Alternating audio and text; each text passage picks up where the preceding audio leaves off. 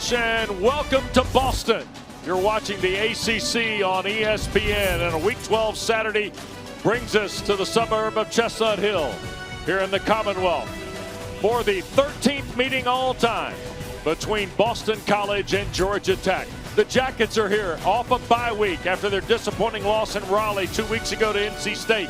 Brent Key's team's got everything in front of them, not just for the ACC, but the CFP as well. And of course, the senior from Longview, Texas, old rifle slinger named Haynes King is ready to go. And so's Bill O'Brien. It's been a difficult, tough, rugged fall for the second-year Eagle head coach, but his team in their final home game has a chance to play spoiler.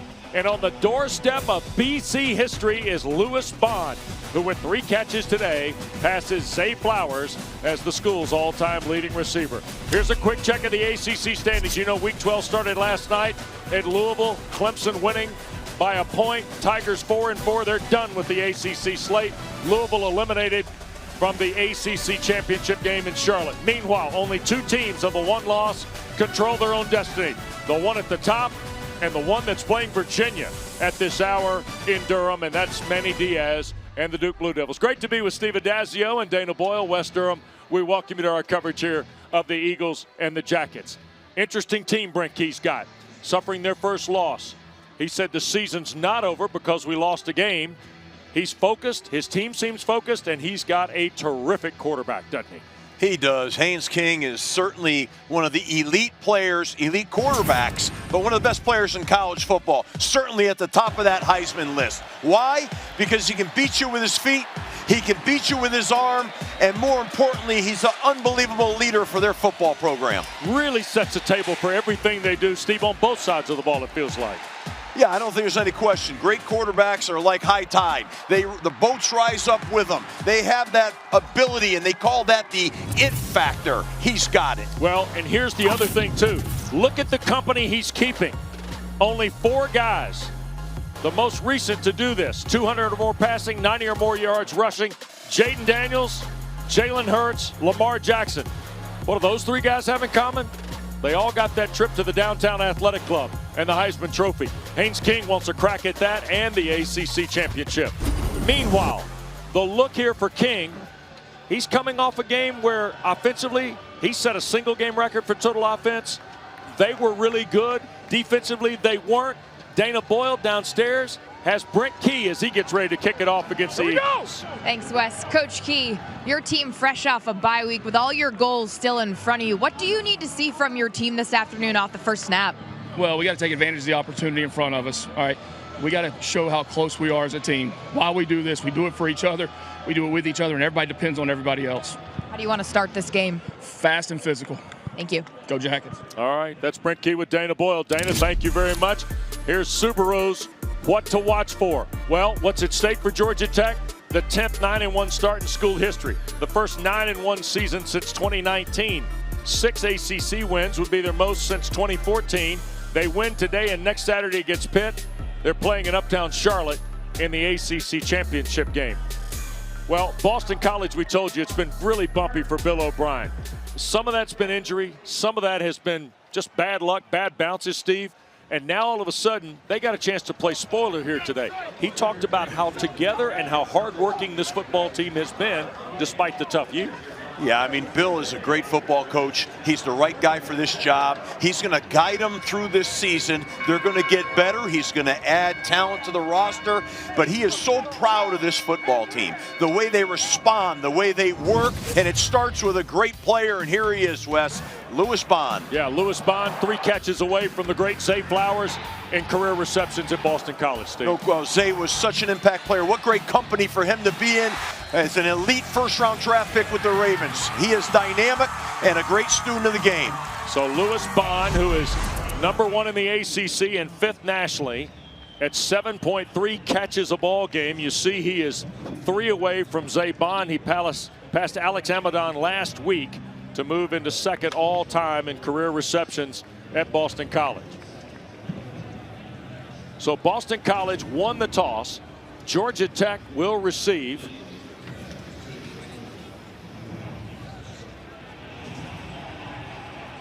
And the Jackets have Shane Marshall deep to return. who averages about 19 yards a return. I think Wes, as you heard from Brent Key, they certainly, Georgia Tech wants to start this game fast and physical. And I think you're going to see them really try to establish their personality here early. Eagles kick it away, and this will be Marshall at the 2-yard line. Trying to set up something middle of the field, and he'll get to the 20 and spun around toward the 25. The ball popped out, and it was scooped up by a jacket. And continuing upfield, I think, was Maddox, the running back. So Shane Marshall had it knocked loose on the hit here. Wow, look at that. Crushing hit, and he had the ball held pretty well high and tight, but he got hit hard. What a heads-up play, picking that ball, scooping it, and being able to get a little bit more yards on the return. You see since October 1st how good Haynes King's been, not just in the ACC, but nationally. Look at those numbers provided this week by Bill Conley on ESPN.com. This is a talented, talented quarterback. He's got Jamal Haynes as his running back, Georgia Tech's first offensive snap. And it's Haynes on the catch. And the Eagles are there quickly to hold it to a 2, maybe 3-yard gain on the play. J.T. Green in the secondary, the first guy there. They came out early and run that sprint out pass, a nice, safe 1st and 10, control passing game throw. And I think on that play, you'd really like to see Jamal Haynes get vertical quicker and get a couple more yards. Isaiah Canyon is in the orbit pattern here on 2nd down. They're going to shoot it again here to the near side, and Haynes up the near side gets the first down to the 45. Isaiah Ferris knocked him out of bounds, and we'll take a peek every once in a while at the Georgia Tech offensive coordinator. This is Buster Faulkner. He's a really good coach. Buster, I think, is one of the best coordinators in the country. Just on that play alone, you see how they stretch that field with that bubble. Here's King looking to throw again. Shoots it middle of the field. Malik Rutherford to catch. And there's a Georgia Tech first down to the Boston College 42. Omar Thornton, one of the big hitters for Boston College on the stop. One of my dudes, Wes. He is a thumper, man. He's going to let his presence be known in this game. So that'll be interesting to watch these receivers as they catch the ball in the middle of the field. Snap to King. Eagles bringing pressure. Here's Rutherford trying to sneak through a crack in the wall. Does at the near side and dives to the 32. It's another close to the first down, right on the mark. And let's get to some of Coach's guys here real quick if we can. Guys being dudes, Steve. Guys being dudes, man. Who are the dudes? Here's one of them right here. Keelan Rutledge. Man, I love this guy. He is a big, thick, burly guard. He's tough as nails. He represents Brent Key's attitude. You got to love him. King trying to throw. He's going to get hit and sacked. Kamari Dixon, the redshirt freshman, who did not make his debut this year till Pitt and started a couple of weeks ago against Louisville, in for the sack. Now he, got inside pressure there and came off a block and was able to, you're speaking about my dude right there, he got beat late. And that's a tough sack right there, put him behind. Lost a lot of yards on that play now. I mean, they got to make it back. And now they're going to throw a flag here for, I think, procedure on Georgia Tech.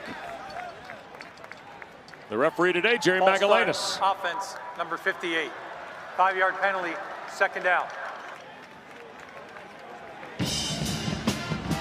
Well, that's their center, and he's probably moved that ball a little bit there and got that penalty. It just puts you further behind. I mean, you don't want to be 2nd and 20, man. That's a coordinator's nightmare right now. So, you got to try to just be conscious here to try to get 10 of it back and make your way back into field goal range here. They're going to counter, and this is Malachi Hosley, and he gets a good bit back. Got 7 right down to the 38. KP Price makes the stop. Yeah, I mean, they just run a little counter play here. Really well blocked at the point of attack, and he's one-on-one with the safety, which is Omar Thornton, and he made him miss. That's a nice run, but you're looking at 3rd down right now and 15, and that's a really tough down and distance. I wouldn't be shocked to see some sort of little screen action here, something to give them enough plus yards to maybe get them down close to field goal range. There's the snap. King wants to take the deep shot, looking for Canyon in the end zone, and it got broken up. That was Ferris in coverage. Tried to dial the deep shot to Isaiah Ferris. This is fantastic defensive coverage play. Look at him get his hand up there last minute, swat the ball down. They're kind of battling each other. I'm not sure who was maybe closer to a little bit of pass interference, offense or defense, but what a defensive play. It's really hard to do, to have the body control like that, get your hand up and knock that down. Georgia Tech 4 of 9 on 4th down this year. Brent Key's team on the field, 4th and 16.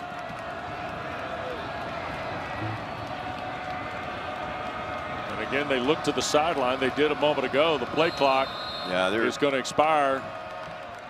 I think they were trying to get a cheap 5-yard offside penalty there, Wes, and see if they could get a little closer. Penalty, 4th down. Now they're going to bring out Marshall Nichols, who is an Atlanta native, transferred in from Mississippi State and UNLV. And we'll go back to the 3rd down snap for Haynes King on the throw to Canyon here a moment ago.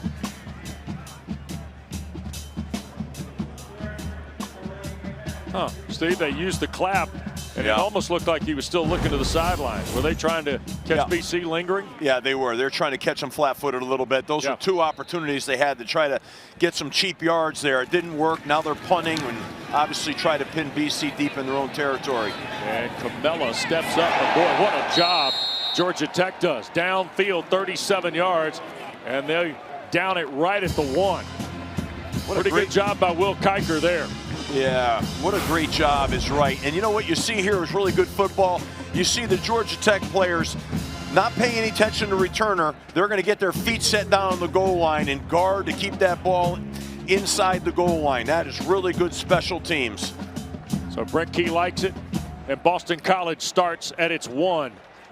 And Dylan Lonergan to work, an Atlanta native from Snellville and Brookwood High School. Of course, transferred from Alabama. He wants to throw on 1st down, and it's almost picked by Rodney Schelling.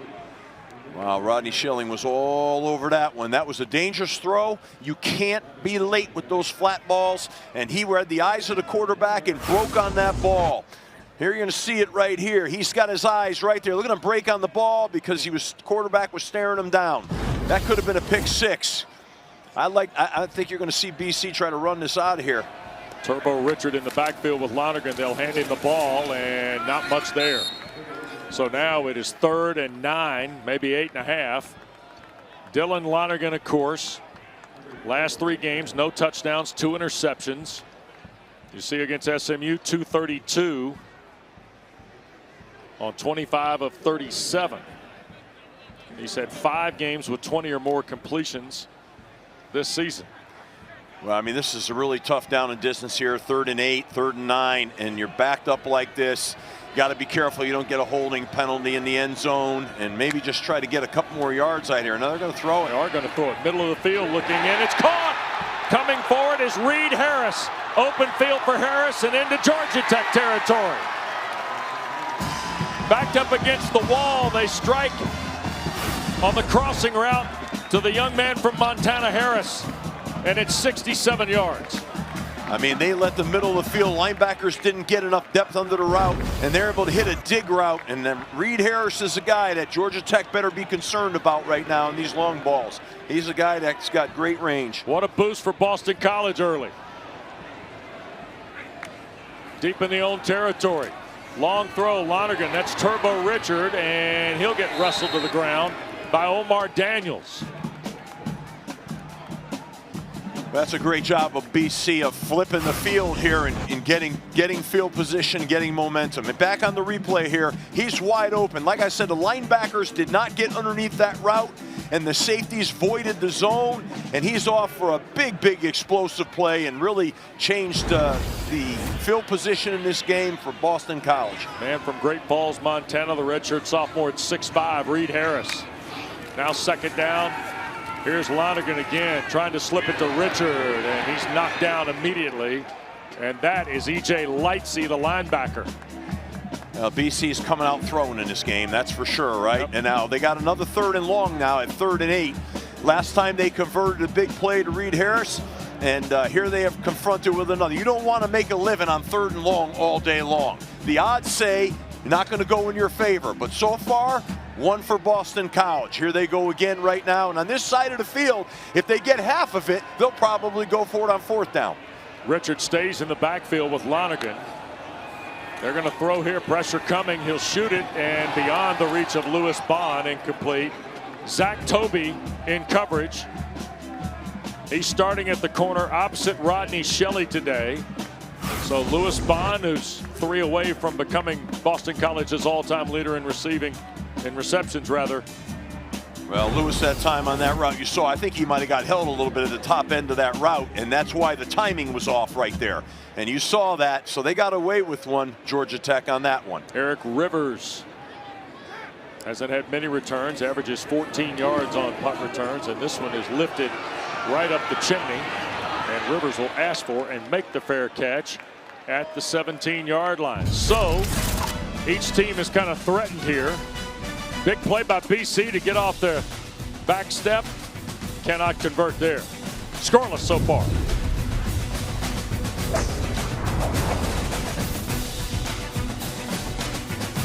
Since I came back here, since I was named the head coach here, Kelly, outside of the time with my family, every waking second of my life is going towards building this program to get to the point that it is right now.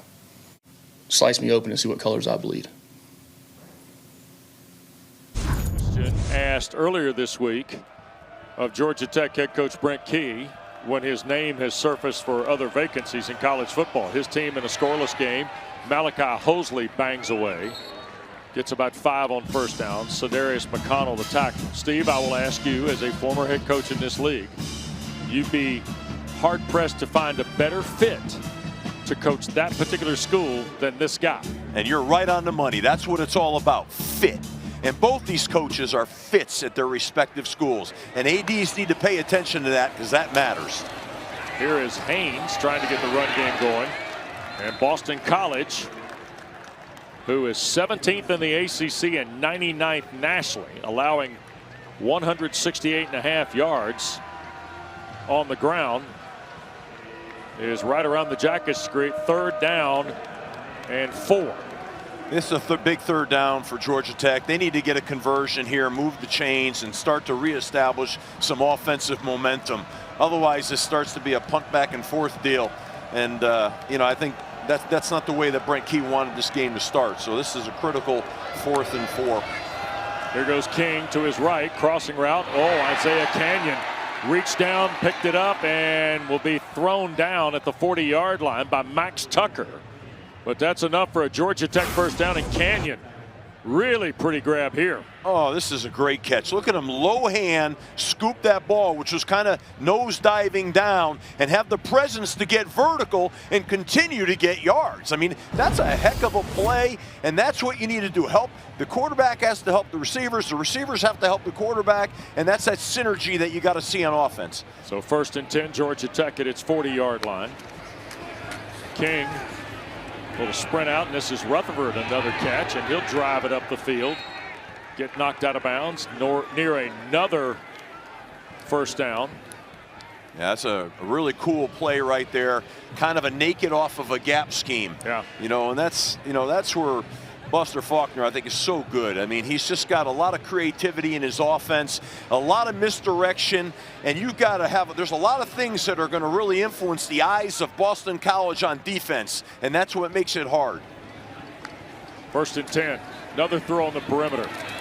And that time, digging through Zion Taylor.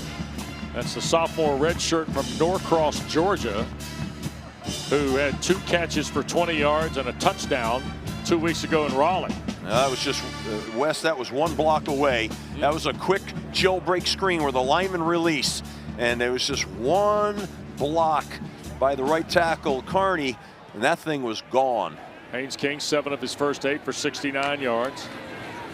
Gonna run it straight ahead. Look out, this is Hosley, Malachi Hosley inside the 30 down to the 27 of Boston College. Tackle made by Max Tucker, and now all of a sudden the Jackets are starting to get a little rhythm offensively, it feels like. Well, this is what BC was worried about, is Georgia Tech's gap schemes, and they call it C-gap plays. And that's what they hit, was a gap scheme right there, and got that ball up on the second level. That was well blocked, well run play, and another good call. First down inside the high red. That's Rutherford in motion.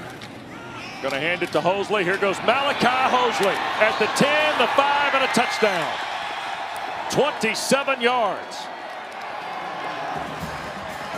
Well, it's once again, boy, they've decided they're going to run these gap schemes. That's a counter play. Halsey hits that A gap on the counter play.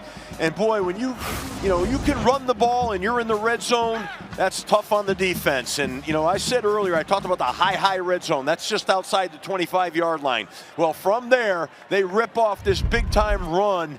And I'll tell you what, they're blocking people right now. BC is going to have to shore those gaps up and stop the bleeding on the run game. 7 plays, 83 yards. The point after by Aiden Burr is good. And it's Malachi Hosley, a year ago, the Ivy League Player of the Year. That's a big hole right there, Wes. Coming right at you. Good run.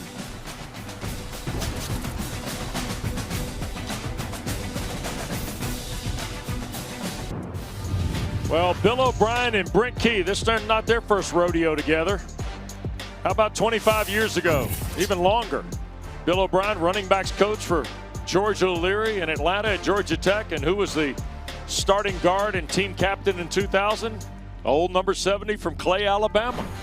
Well, I'll tell you what, you look at those pictures, Wes, and you say, boy, this head coaching gig ages guys. Is that what you say? That's what I say. I look at my pictures. Well, Dana and I've seen pictures of you before you were head coach. That's the mustache, Steve. Yeah, where's the mustache, Adazio? I don't know. Maybe I got to grow back and comb it up over my head. I don't know. One of the things that Brent Key did say about Bill O'Brien is that he learned the toughness, how that shows up on tape. He said, I have the utmost respect for Coach O'Brien in his journey. He used to drive him around when he was a GA. Oh, yeah. Brent Key was on his official visit. How cool is that? Oh, it's amazing. The journey of coaches. Kick through the end zone, and it will mean Boston College starts at its 25. Don't forget, one more game coming your way tonight. We'll send you to Tallahassee. ACC Primetime presented by ServPro tonight. Philip Montgomery and Virginia Tech. Mike Norvell and Florida State. Both teams still trying to gain bowl eligibility. 7:30 kick tonight from the Doak. Here on ACC Network and always on the ESPN app. There's Chris Winkie, by the way. I tell you what, that 2000 Georgia Tech team had some coaches on it too, by the way. Oh, man. No doubt. That's Chudzinski in motion. And they're going to get it to Richard. No, that's McDonald here on the near side with the carry. 5, not 2. And knocked out of bounds after a gain of 2, maybe 3. That 2000 team, the offensive coordinator was Ralph Friedgen. Wow. The defense coordinator was Ted Roof, later a head coach in the league. One of the GAs on that team was Shane Beamer. Wow. Cradle of coaches. I tell you what now, a couple of those guys, real tough coaches too. That you see where Bill, and Brent get their toughness from. Yep. Inside, this is McDonald trying to gain some footing, and he's going to be short. It'll be 3rd and about a yard for Boston College. Yeah, 3rd down and 1, and that was some strong running. And I'll tell you what, I think I'd hand him the ball one more time and see if he can get this 1 yard here. He looks strong. There are enough BC guys from the Atlanta area who probably got a little more steam in their stride against this team than they may otherwise, Steve, Yeah, fair point. Fair point. McDonald, a transfer from UCF, stays in the ball game. He's an Atlanta product, as is Lonergan. Here goes McDonald crashing over the 35. That'll be enough for the Eagle. 1st down. Wes, it's another Atlanta football guy came out. He's the next president here, Father Jack Butler. He's a product of Atlanta high school football. Wow. So, yeah, you're right. There's a lot of ties. We had a lot of guys from there. Jeremiah Franklin, the tight end, in motion. Dylan Lonergan in BC, and we got some early movement there, and it looks like that Ronald Triplett may have jumped. And that'll give BC a free 5. Offside, defense, number 24. 5-yard penalty, remains 1st down. Triplett, 5th-year senior from Houston. And these are the penalties you got to avoid. These no talent issues that, you know, you just are mental lapses, and you can't have them. So now it's a whole different deal on 1st and 5. Now remind people why you say no talent. No talent means it doesn't take any talent to stay on side. Yeah. That's a mental thing. It's not a physical thing. It just takes focus and concentration. Lonergan faked it to McDonald, kept it to the near side. He got knocked out of bounds by Lightsey, but let me tell you this, McDonald sold the fake so good that about 4 jackets hit him head on. Yeah, wow. Well, they don't expect him to be carrying the ball in some sort of read zone and pulling it, but there was a little bit of a late hit at the end of that play there. I'm surprised that didn't get called. Second real short here. In the pistol is Lonergan.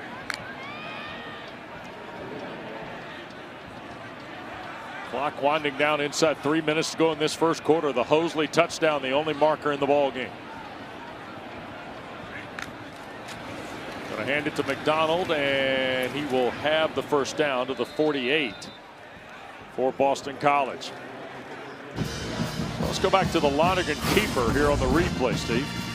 Yeah, I mean, I just, you know, maybe I'm being hypersensitive, but that's marginal. I mean, usually going to protect quarterbacks, but I understand no call. You know, you look at it. Just trying to, those guys take a lot of shots. Only 1 target today for Lewis Bond, who needs 3 to become Boston College's all-time leader in receptions. He and Harris to the top of your screen here on the 1st and 10 play. Lonergan looks that way. Going to throw. That's Bond. The catch. He'll get about 4, maybe 5 yards.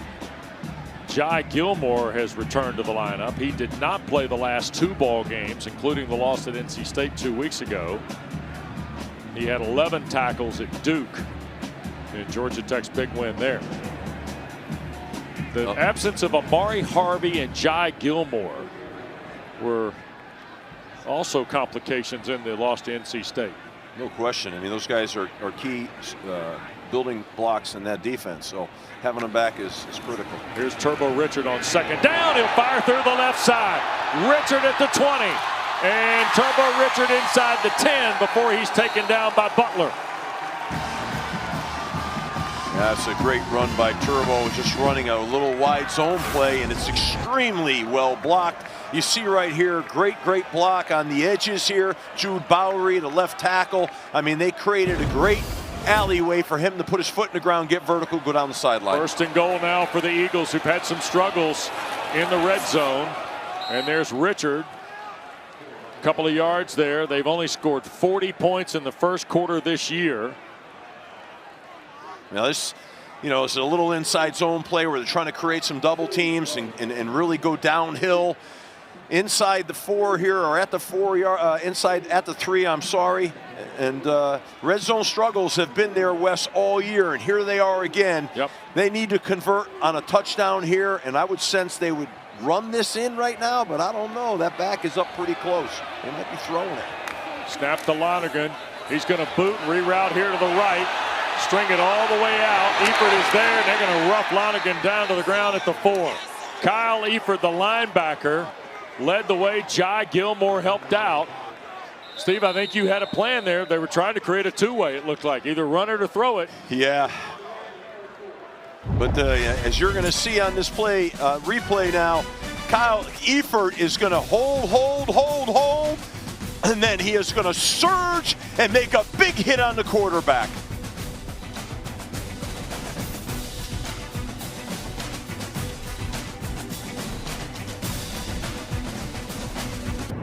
Welcome back to Alumni Stadium. I just spoke with Boston College head coach Bill O'Brien. He told me we have to score here because defensively, we're going to have a hard time stopping Georgia Tech's offense in the second quarter.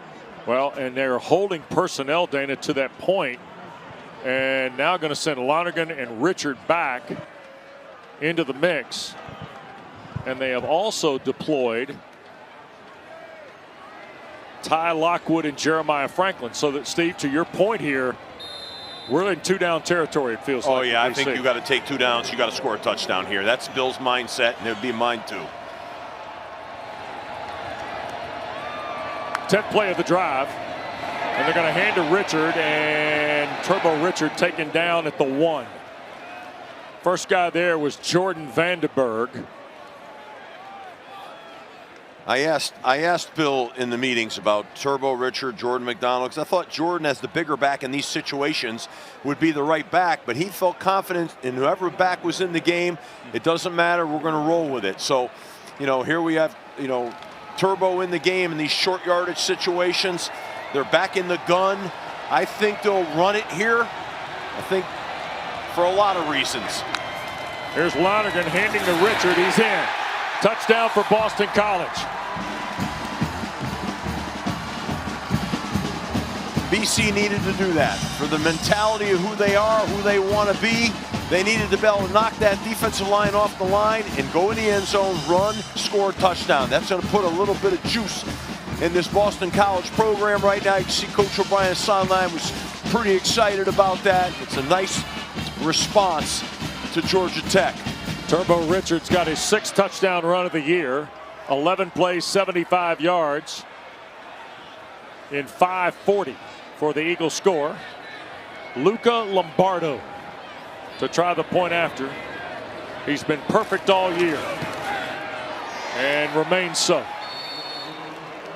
So Turbo Richard out of Charlotte pushes it in on a 3rd and goal. And Boston College, a 4th and goal rather. And Boston College and Georgia Tech are tied early 2nd quarter.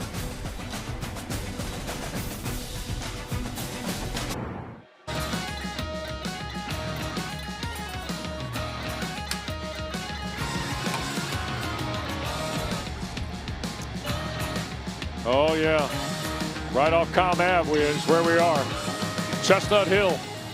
Boston College, Georgia Tech tied at 7. And the Jackets wait on the kick. Shane Marshall from the 3. Here's Marshall at the 20 and out to about the 24-yard line, down to Dana. Well, Wes and Steve, one of the more profound things that came out of our coaches meeting with head coach Bill O'Brien this week was the fact that this team has a no-quit mentality despite the 1-9 record. He said, I have a lot of respect for the guys on this team and the way that they practice. They had an opportunity to fold their chairs, and they've stuck with it. Again, it's senior night. They're all playing for each other out here. Well, that's part Dana being that BC man, something that's so important here. And it's character, it's toughness, it's passion. And BC players are not going to quit. That's not going to happen. They're going to battle, and they're going to fight. Steve, anybody that's followed ACC football knows you coached here. You know about this institution as well as anybody who sees the ACC. You said already Bill O'Brien's a perfect fit here. He talked about it emotionally. You know, he had relatives that played football here. His wife went to school here, that kind of thing. You see the alignment. You mentioned Father Jack, who's the incoming president, right, here at BC. You see the alignment with Blake James and Bill O'Brien being a positive for this program, don't you? I don't think there's any question. I think they're going to build Boston College and keep getting better, and I think great days are ahead. Yeah. Here's Haynes King and Georgia Tech in a tie game. And Jamal Haynes pushes it forward for a couple of yards. Oh, no, that's Traylon Maddox, I believe, who's come in the ball game. Maddox, 23, who picked up the loose change on the kick, by the way, to start the ball game and pushed it out over the 30. This BC defense looks like got a little more pep in their step right now. Yeah. They're playing at a higher level here. Play fake by King. He's loading and throwing. Deep ball, that's Eric Rivers, and he hangs on. What a catch by Rivers at the 26 with Isaiah Ferris draped on him. How about that ball by Haynes King, huh? Wow. Go up and get the ball. Nice job, receiver. Oh man, that was good football right there, guys. 48 yards, and now Maddox fumbled the ball, and BC's recovered. Thornton knocked it loose, and Bryce Steele, I think, fell on it. And for Georgia Tech, it's just their 7th fumble of the year and their 10th turnover. Omar Thornton came up and made a textbook tackle. You're going to see it right here, number 0. He's going to come in here, wham! He put his hat right on that football, knocked it right out of there. Big turnover for Boston College and a tough deal for Georgia Tech, who's had a big explosive play for momentum. Look at that tackle. Look at that hit. That's why that guy's going to play at the next level. He's a violent player. Yep. Thornton, who has the reputation as a hitter, gives Lonergan and the Eagles the ball off their own 26, and now Lonergan looking to flee the pocket, and a catch is made, and coming across the field, that's Dawson Pugh, a young freshman from Leesburg, Virginia, who's really come on in the last 4 ball games for the Eagles. Made a nice low grabbing catch there and put him in great down and distance, 2nd and long 1. Tied at 7, and Boston College to work here now with some real momentum. Not only the touchdown by Richard, but now a turnover by Georgia Tech. Wonder if they'll take a shot here. You know, after that, putting him, they've got a down to burn here. Lonergan wants to throw. That's Bond, and he dropped it.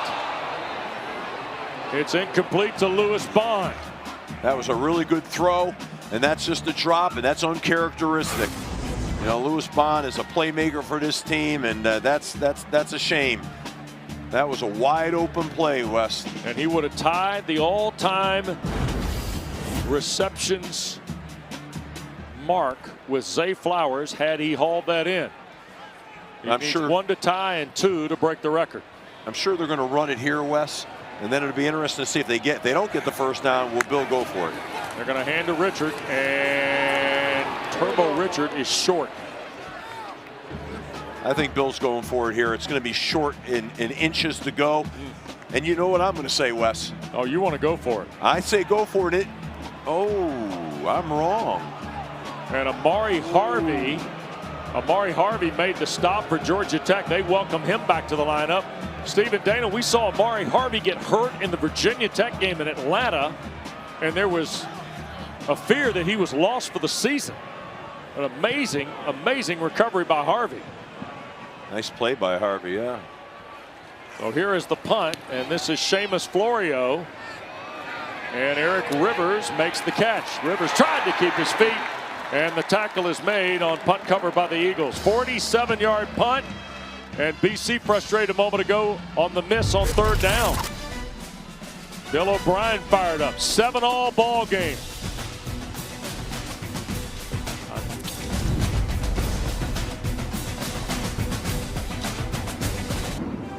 Well, 11 years ago, the annual red bandana game tradition at Boston College began under our friend here, Coach Adazio. The team honoring 9/11 hero Wells Crowther, the uniforms, and then they backed it up. 37-31 that night. They beat Southern California.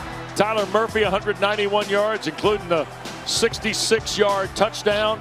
It's one of the many traditions here at Boston College, and so is Charlie Camella, who's wearing the J. McGillis 31 today, Steve. No question. And what a beautiful tribute to Wells Crowther, and a big win for us. And then, of course, we saw Charlie Camella wearing the 31 J. McGillis jersey for a big play on the punt cover. Yeah. So what 2 back-to-back great traditions here at Boston College. Tom O'Brien's in the house. Tom Coughlin's in the house. A lot of good memories for BC fans. 9 yards for Malik Rutherford. Charlie Camella made the tackle there. He'll wear the 31. It says McGillis on the back of the jersey. And, of course, the J Fund is something that's very near and dear to all Boston College folks. Here's Haynes King. This might be his first run of the game, and I'm not even sure it was supposed to be a run. It's a bailout to me, and he got the first down to the 27. At least on the surface, it looked like a busted play. Boykin made the stop.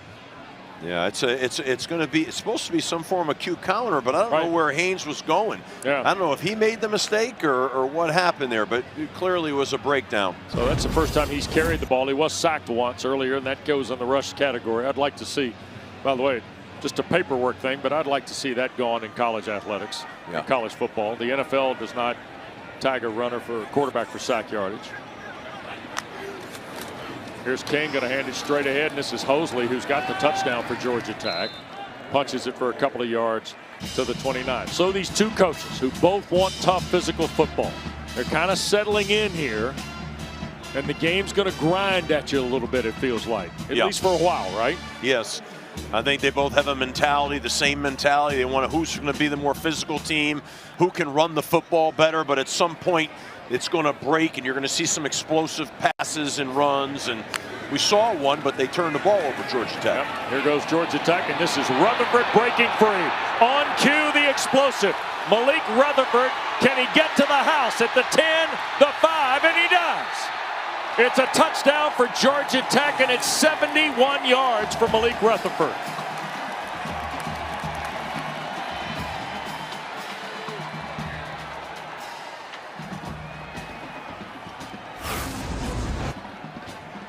You know, you're just what they're going to throw just a little bit of a jailbreak again where the lineman released down the field. He breaks a tackle. There's some good perimeter blocks by some receivers, and he shows his speed. He's off and running. Look at the better angle here. He breaks that first tackle, but watch Rutherford put the Jets on here right now. He outruns the Boston College defense, and those are the explosives that take the sting out of you and shift momentum. 4 plays, 84 yards inside 2 minutes, 71 yards to Malik Rutherford.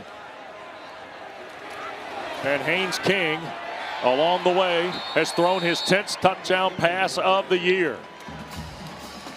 Malik Rutherford wins a sprint, and Georgia Tech goes back in front here at Chestnut Hill.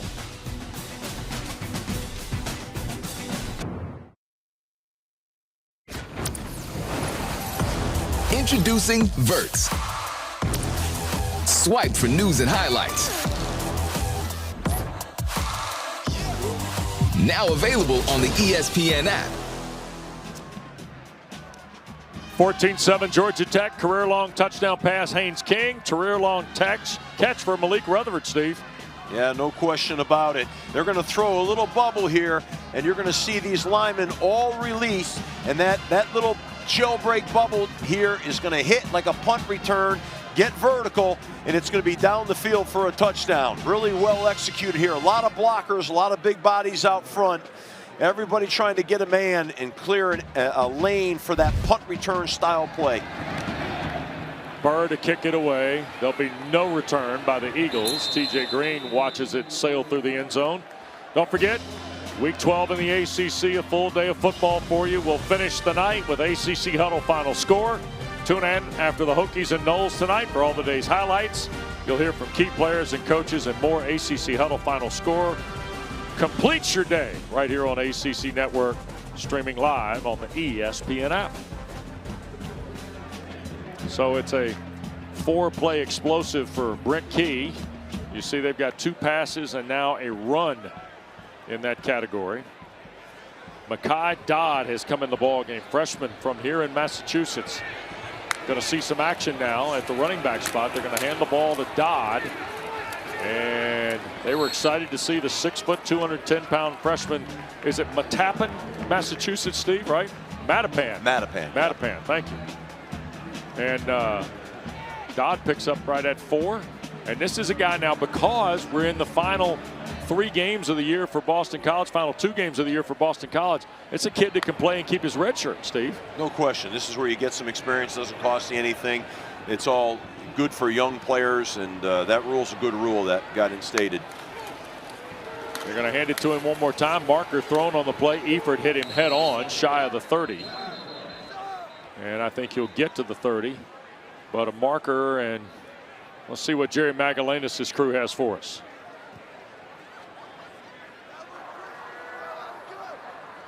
Holding, defense, number 7. 10-yard penalty, automatic first down. It's on Akello Stone.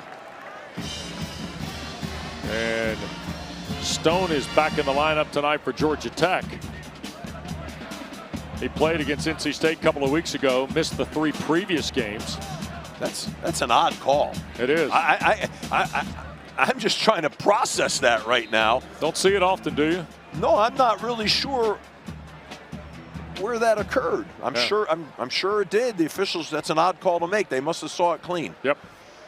Typically when those do, they're pretty clear cut, right? Yeah, I would think. Here's Bond through the formation. 1st and 10 for the Eagles at the 40. Lonergan looking to throw. Up in the pocket, and he'll shoot it in the flat. And that's the tight end, or the wide receiver, Dawson Pugh, who's at. And let's go back to the Stone defensive hold here. That's Logan Taylor he's wrestling with. Oh, yeah. Yeah. Oh, yeah. I don't know. You know, they're probably saying he's trying to keep him off the linebacker. I think he's just trying to defeat a block, but sure, I don't know. You don't see that called very often. In either case, First down. And now Lonergan going to keep it on the read play again. And boy, it took a lick that time. Jackets got there in a hurry. First guy there was Bradford. I mean, I'm just shocked we're seeing these read plays out of Lonergan. You know, that's not his style of play. I mean, it's kind of odd to me. Yeah, Dylan Lonergan is in an interesting situation here because essentially his keeps on the read play are off script. That's not what has happened in the past, right? It's either a throw or a give. Right, now they're running the read zone, and but you know, maybe they feel like it's when they need to do. They said he's more athletic than people think. McDonald's come back in as the running back here on second and the full 10. Lonergan to throw, and he'll dump it to Bond. That's the catch that'll tie Zay Flowers, and he got enough for the first down. You know, one thing that's amazing me right now is BC's offensive line is doing a really good job of pass protection, and Georgia Tech's not getting any rush. Correct. And he's standing back there unimpeded, scanning the field, and I think this kid, when that happens, he's a good quarterback with great arm and vision. But you got to, Georgia Tech's going to have to get him off his spot. So Lewis Bond has tied Zay Flowers now in career receptions with 200 on his second catch there for the first down. McDonald trying to get left side and knocked down quickly. Clayton Powell Lee makes the stop. That's a run of about 4. Now they ran a little corner fire that time from the boundary, trying to add an extra hat to put a little either pressure on a throw or add a hat on a box, because I think they're feeling Georgia Tech right now like we've got to get Lonergan off his spot, and so you might start to see a little bit of blitzing. So Pugh and Bond go to the far side. They take Harris to the near side. They've got the third tight end in the ball game. Here's Lonergan hit as he throws and overthrows Turbo Richard. So now it'll be third down. As I said, they brought pressure from the field, and that influenced that throw. And you're going to see the hit right here that he's going to take from inside and pressure from outside, and throws off mark, and that puts him in a 3rd and 7. And this is going to be an interesting call for Boston College. I'm sure they're going to drop back throw here and try to maybe hit an in-breaking dig route. You saw Reed Harris before on that underneath the safety dig route, or Lewis Bond. Look like they're doubling Lewis. So let's see what happens. Lonergan looks, shoots. That's Chudzinski to catch. A flag has been thrown across the way. There are 2 flags now thrown, one at the 28 and another one back inside the 15. It would be a first down if all things are equal here, or we'll replay it. And Jerry Magallanes sorting it out. Well, I'm guessing that last flag is some sort of targeting, but I don't know that I saw a targeting, but let's see. It happened fast. Tay There are Harris. 2 fouls on the play, 1 by each team. Illegal touching offense number 85 was covered up, went downfield and caught the pass. Personal foul, defense targeting number 27. The previous play is under further review. Okay, so the targeting call is against Tay Harris, the talented freshman from Cedartown, Georgia. That's not targeting. That's going to get overturned. Okay. So, you know, you watch that right here. Now that is a shoulder hit underneath in the pad level, to me anyways. Right. Hey, you know what, Wes? We watch these sometimes and you feel like you know what you're looking at and you're wrong, but I think that's going to get overruled. And then, of course, the penalty on BC will be enforced. And it makes it 3rd and 11, Steve. Yeah. On the illegal touch. Oh, what a Jai Gilmore. Tell you what. Big lick by Gilmore. Well, they're taking a lot of time looking at this, so I'm getting nervous that I jumped out and made what I said here, but I'm sticking to it. Let's see what happens, but that's usually when they watch it that long. Well, remember, too, as we found out when we have access to the Game Day Operations Center, there's a little bit of game maintenance that has to occur here. Yeah. You got to get the spot of the ball, the timing right. Right. All those things. No question. That may be what they're talking about, but it seems to me it's going on for quite a while. Yeah. Now he lowers his head, but no forcible contact to the head or neck. Yeah, I think he hit him with a shoulder personally. Right. After further review, there is no targeting on the play. However, illegal touching offense number 85 will be enforced. 5-yard penalty, loss of down, 4th down. So there you go. That's a big play right there. Yeah. First penalty of the day on Boston College is a dagger to the possession. You're going to watch right now. He's covered up. Yeah, I mean, Chudzinski's covered up, and this is clear as day. That's just an error in alignment, and those are the things that, like I say, those no talent things. That doesn't take talent. It's not Chudzinski's fault. It's the receiver's fault. And here we go. You know. And those are the type things that I know have frustrated Bill O'Brien and his team. It's not just coaches only conversation. Right. Players know it as well. No question. You know, and mental errors. And now look what happened here, right? I mean, they go from what potentially could be inside the red zone to now out of it and punting with no field goal, no touchdown, no nothing, right? So, I mean, that's tough. Those are hard things to overcome. Jamal Haynes will wait. Florio tries to hang it up in the air. He will run off from it, and it's going to take a bounce. Look at that. Boy, is that nice. And Charlie Camella, wearing the Jay McGillis jersey, downs the ball right around the 6-yard line. Well, Bill O'Brien, head and hands as we watch the sunset in downtown Boston.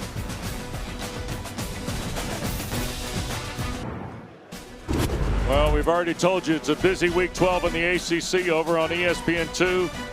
Mike Monaco, Kirk Morrison, Don Davenport are there. Virginia leads Duke 7-3.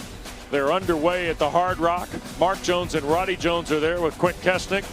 Canes already leading 17-0 on the Wolfpack. Clemson, of course, a winner last night. Notre Dame beat Pitt earlier today, and North Carolina Wake Forest just underway in Winston-Salem. Georgia Tech from its 6, and Malachi Hosley going to work.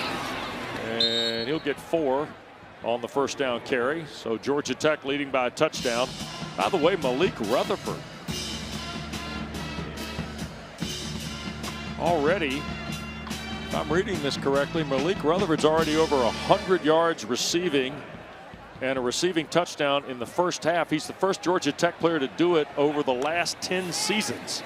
Wow. How about that? Of all the players, look at King, a long shot throw, and Rivers the catch. I mean, Haynes King showing you some wares here now, Steve. Just going to say that. I mean, he's showing you his arm talent, and one of many reasons why he should be going to New York for that Heisman. And there it is on display. And you know, he's been a little quiet tonight, but look for him. Pretty soon we're going to see one of those Haynes King runs. Okay, where he's out the gate. Here goes Rutherford again around the corner, and Malik Rutherford made a couple guys miss and taken down at the 34. First down for Georgia Tech. Well, Wes and Steve, Haynes King told me this week that Week 10 loss to NC State left him sick to his stomach, and he said it was a perfect opportunity for everybody, regardless of role, to look in the mirror and really reevaluate. He said everybody leveled up their preparation during the bye week, and you can see why here. Yeah, Dana, he's the leader. That sounds typically Haynes King right there, which is one of the great leaders in college football.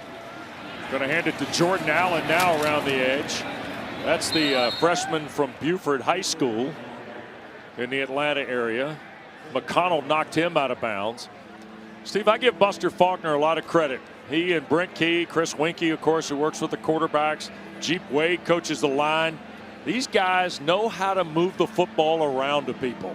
I mean, they do. Yeah, they get it to their playmakers, and that's what you got to do, and they do it all kinds of different ways, throwing it, reading it, handing it. So it's very impressive.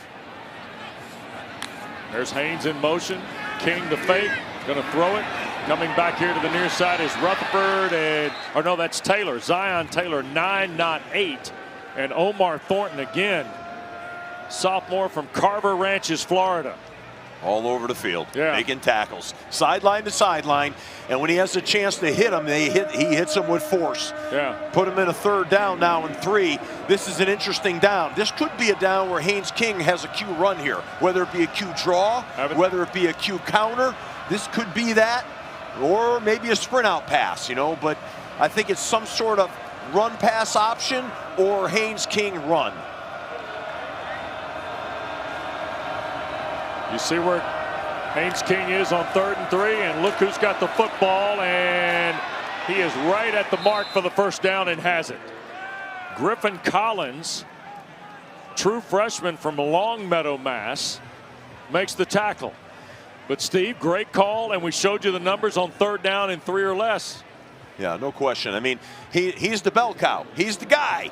You know, you want the ball in his hands in the most critical situations. We're going to see that time and time in this game as it moves forward. He's going to get more and more involved. It might be time, Wes, for a shot down the field next. A little play action shot. 11 of 12 passing is King for 203 yards, and Georgia Tech's going to wait on the 2-minute timeout. 14-7 the Jackets lead. Brent Key's got all 3 of his timeouts. So does Bill O'Brien. And the Jackets the football when we come back.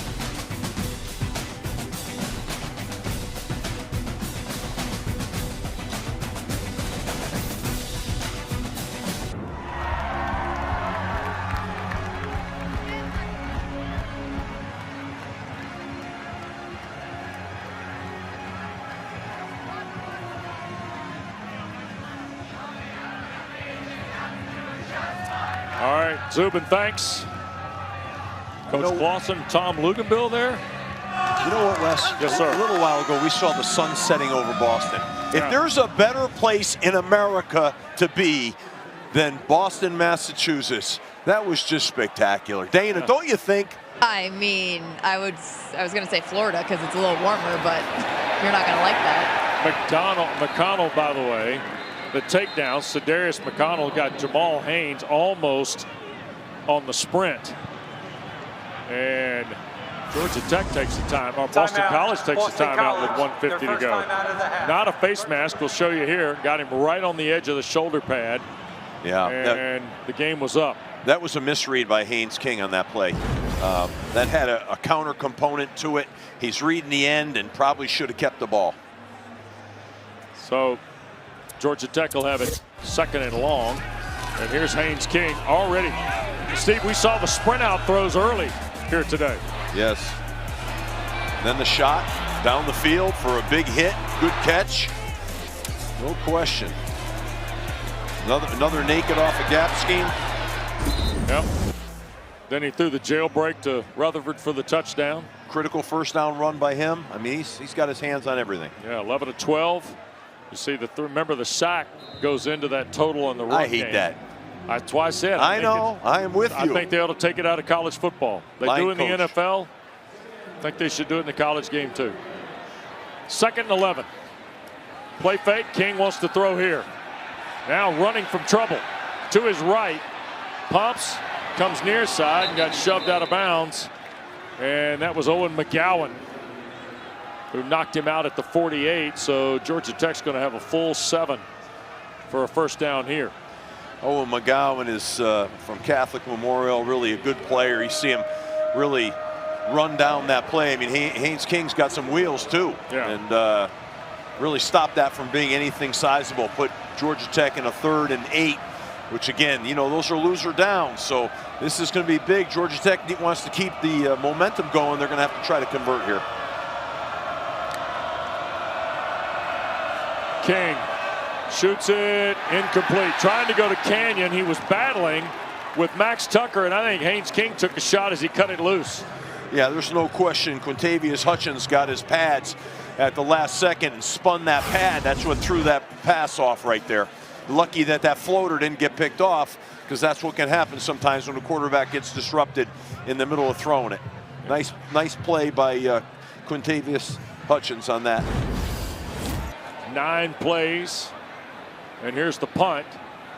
And oh boy, Georgia Tech's going to trap this inside the 10. Charlie Camella got out of the way on the Marshall Nichols punt. Boy, Nichols has been such a weapon for Brent Key this year.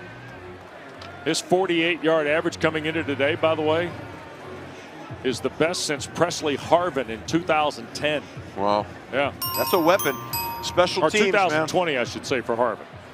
2020. dictates field position. That's how the game's won and lost right there. So, Steve, if you're Brent Key, you got 3 timeouts. Yes. 1:26 to go. If Boston College starts running, you start punching timeouts? Absolutely.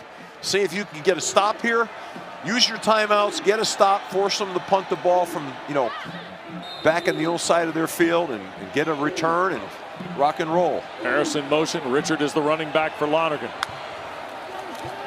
Straight drop down the field and offline for Lewis Bond.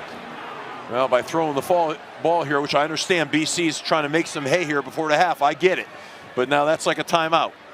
So clock stops. Boston College, by the way, gets the ball to start the second half too. Right. So I think they're just trying to say, hey, we're going to generate some offense here and see if we can get some points before the half and get the daily double coming out of the half. Going to empty it out. Chazinski, the tight end. Here comes Richard into the backfield.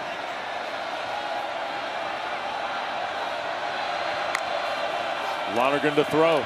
Looks inside. Bond the catch. He's now Boston College's all-time leader in receptions.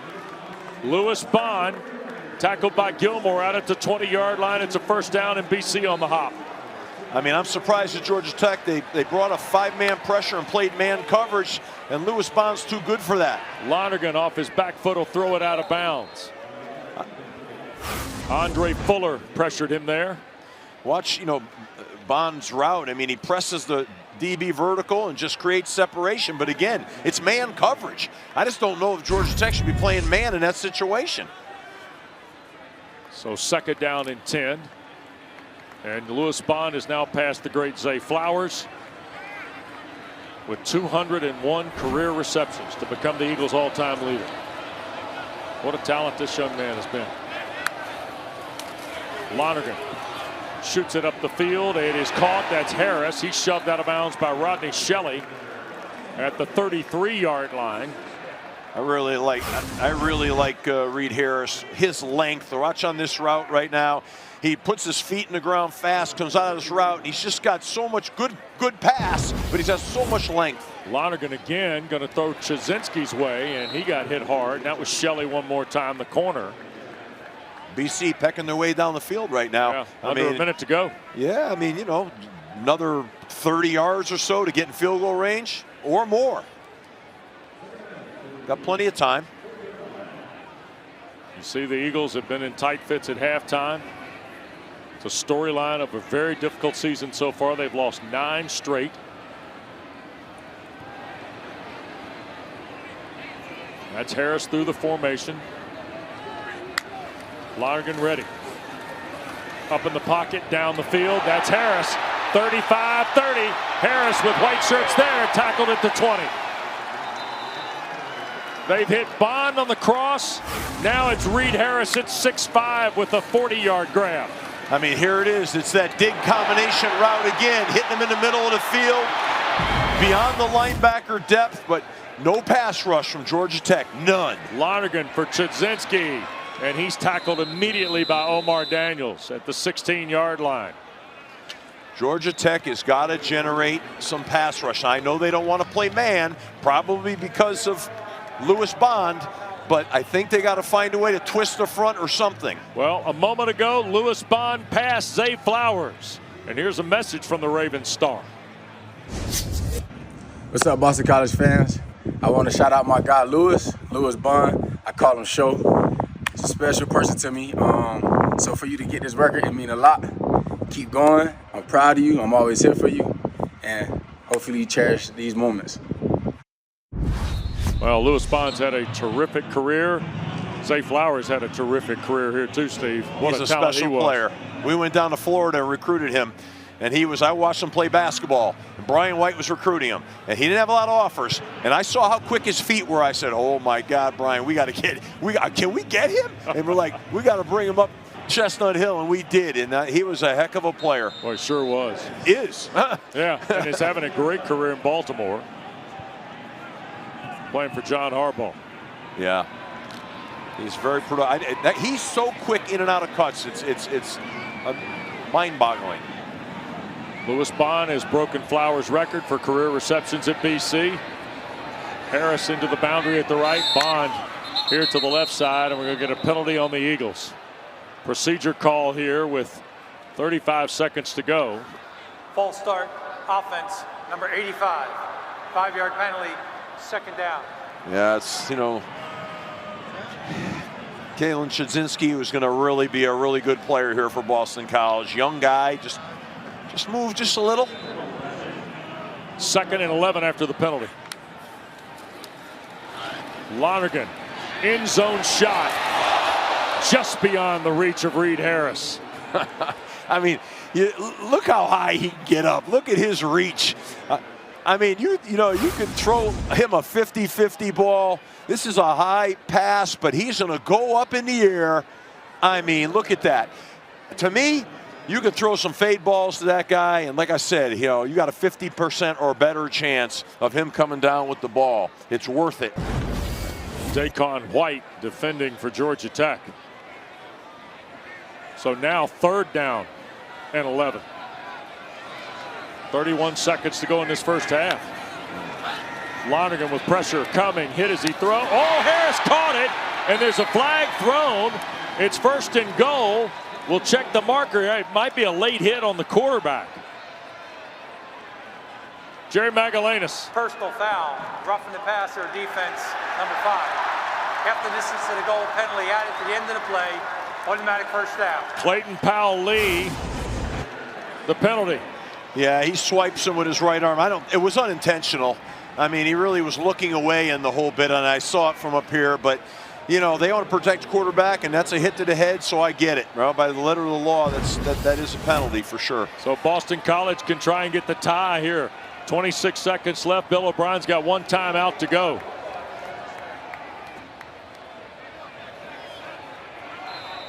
Now they're in man coverage again on Lewis Bond. They're going to come with a 5-man pressure here. 10th play of the drive. Lonergan looks right, throws that way to Chudzinski. Touchdown, Boston College. Their longest scoring drive of the season.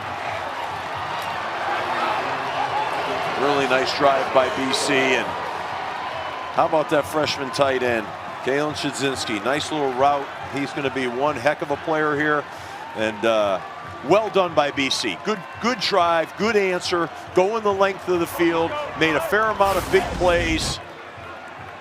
Another look at this touchdown here. Just a really good ball, too.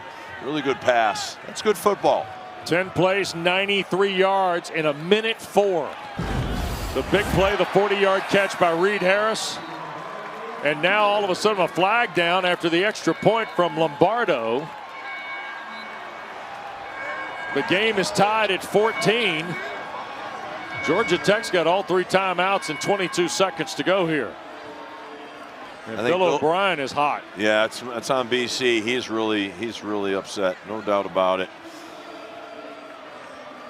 You know, the frustration gets high with these silly penalties and things that are totally avoidable, and it just drives you out of your mind. The try is good. After the play, unsportsmanlike conduct, number 78, offense, his first of the game. That 15-yard penalty will be enforced on the kickoff. Sule Diavara is the guilty party. Just unnecessary, and you know, the last thing you want to do is, you know, give Georgia Tech any kind of opportunity with field position here. There's only 22 seconds, but you get a return here and get this thing up over midfield. You never know. Burr kicking field goals. Yeah, exactly. I mean, just completely unnecessary. This is the stuff that wears you down as a head coach or any coach.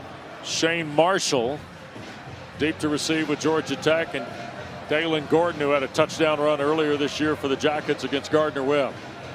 14 all ball game. Knuckleball. Oh, what a catch this is by the tight end Beetham. And he will take it back to the 48-yard line. He took a line shot. Sure did. Like he was playing deep in the hole at short. Usually you tell guys, don't do that. Let that go through. It's too hot to handle. But he takes it. A heck of a catch here.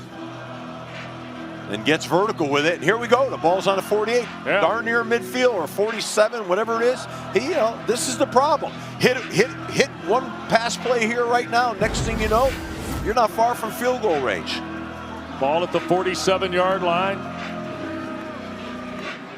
Boston College has a little bit of zone employed here, Steve. 3 to the field. King, crossing route. This is Canyon trying to turn the corner. Remember, they got 3 timeouts. There is a marker thrown on the play. No. Nope. At the 45-yard line of Boston College, there'll be a timeout taken by Brent Key with 8 seconds left. To get it into Aiden Burr's neighborhood, they probably need 12 more yards, roughly. Remember, he kicked a 58-yarder or 55-yarder to beat Clemson. He's 19 of 21 on the year. The 55-yarder against Clemson, by the way, is tied for the longest field goal in Georgia Tech history. 3 other players have kicked a 55-yarder in Tech history. E.O. Wheeler, Ron Rice, and David Bell all kicked 55-yarders for the Jackets. Well, you got enough time here to run a pass play. You got 2 timeouts. You know, you got 2 timeouts. Yeah, they got enough time. They can hit some sort of in-breaking dig route here and not be in a crisis situation. If they hit a deep ball, whoever catches it has got to think about getting down so they can get that timeout. It's 9 seconds. Typically, a play is going to last around 6.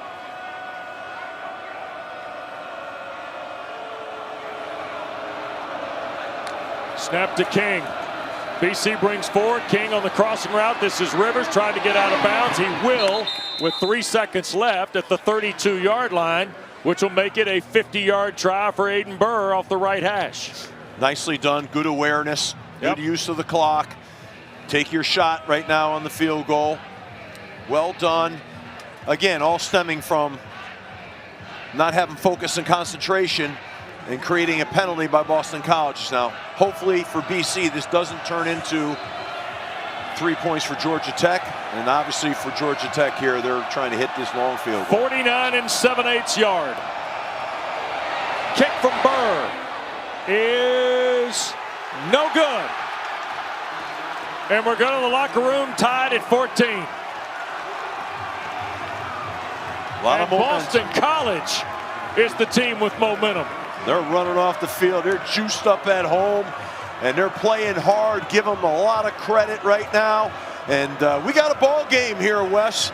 Brent Key's got to go in at half, and he's got to say, hey, fellas, we got to crank it up right now. We got...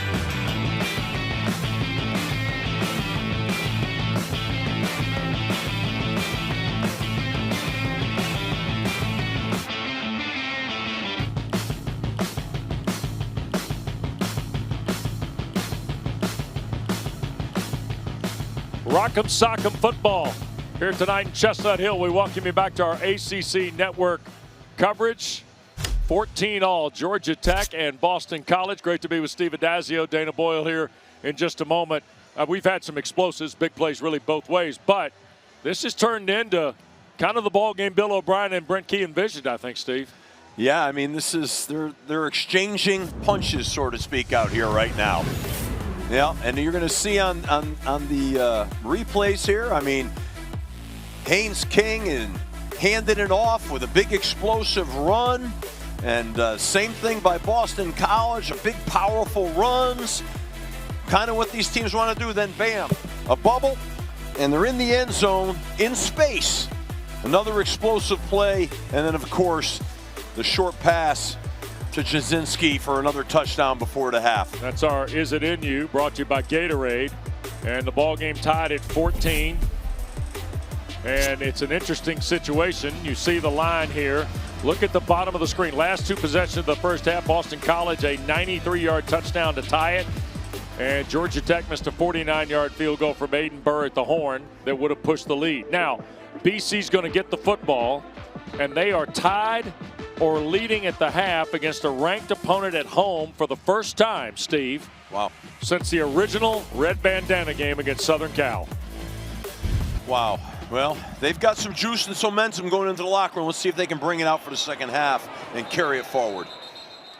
And through the end zone on the kick from Burr. Boston College is going to start from his 25. Here's Dana. Well, Steve, head coach of the Yellow Jackets, Brent Key, echoed those same sentiments. He says Boston College, they have the momentum coming out of the half. He was very upset with the team. He says, we're just sitting back and waiting for things to happen. We need to be the aggressor. And you have to wonder, Stephen West, they sat on that loss, Week 10 to NC State, had the bye week, didn't come out how Brent Key and the team told us they wanted to come out at the start of the game, which was fast and physical. Turbo Richard, the running back. 2 tight ends in the set. Lonergan to throw here on first down. Looping it, and it's caught. And knocked to the ground is Jeremiah Franklin, the tight end. It's a first down. And we're starting the second half the way we finished it, with no pressure on Lonergan. And Lonergan is standing back there, and he's just having a field day throwing the football like it's 7-on-7. Ball at the 40-yard line. Turbo Richard trying to get the ground game going. Cannot. Jackets rally there. Taj Butler, sophomore, and Jordan Vandenberg, big 99. The owner of a laundromat from South Africa. More from Dana on that in a moment. He makes the play behind the line.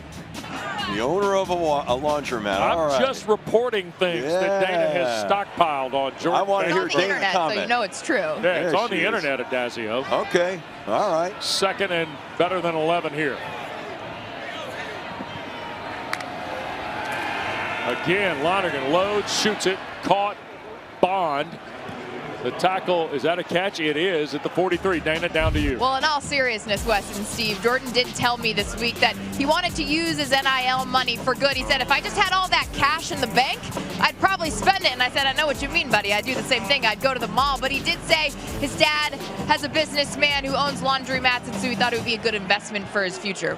Well, stand-up guy. He's buying laundromats, and you're buying purses. It's a little shoes. different. And shoes. I don't want to leave that Jackets. out. No, can't leave that out. Leave it. Get it all in there. Third down now. BC to throw again. This is Bond near a first down, and it's going to be right on the 50, and that's a first down. Omar Daniels, a big lick on Lewis Bond. And Bond wants to check out here. Listen to this. That's a big shot right on his outside of his leg near his knee area, but, or really more on his hip. But he runs those slant routes better than anybody. And when you run those, you're going to get collision, and he sure is getting collision there, no doubt about it. They reset the mark, so it's 4th and short. Now they're not going to be under center. They're in the shotgun, which I can't stand, but I'm sure they're going to hand this off here. Play clock down to 5. They're going to hand it to Richard. He got it and more. Turbo Richard near side to the 20. Richard banged out of bounds at the 15. 36-yard run on 4th and inches. And Omar Daniels is shaken up on the play.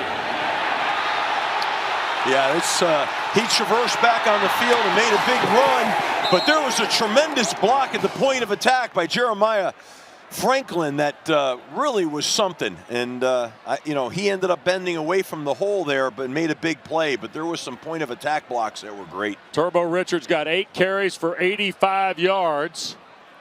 And they're out to check on Omar Daniels here, with Boston College now in the red zone.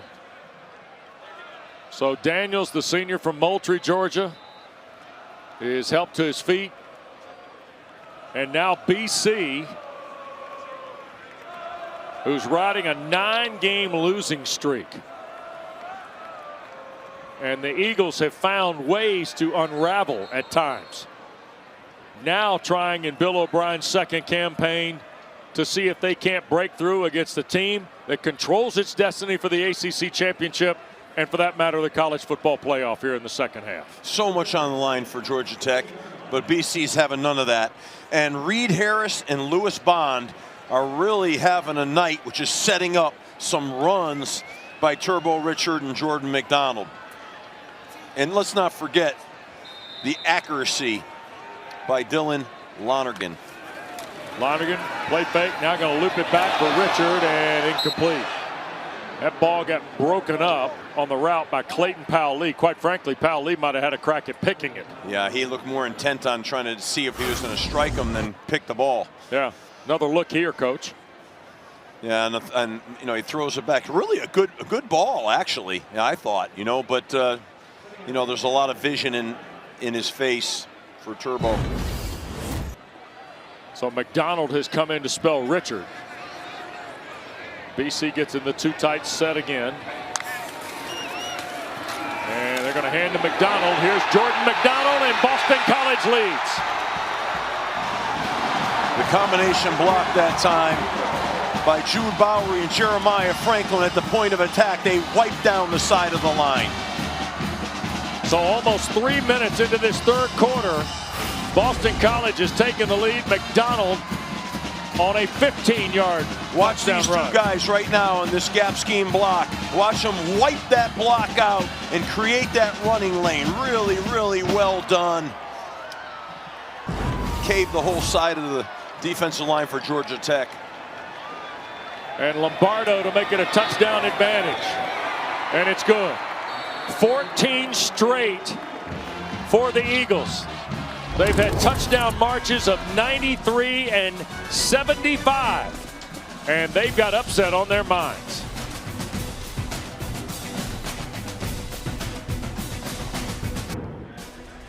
Well, Saturday night, we're in Boston, not far off the Charles River, here in Chestnut Hill for BC and Georgia Tech. And as we welcome you back to the ACC on ESPN, BC's got a touchdown advantage on the Jackets.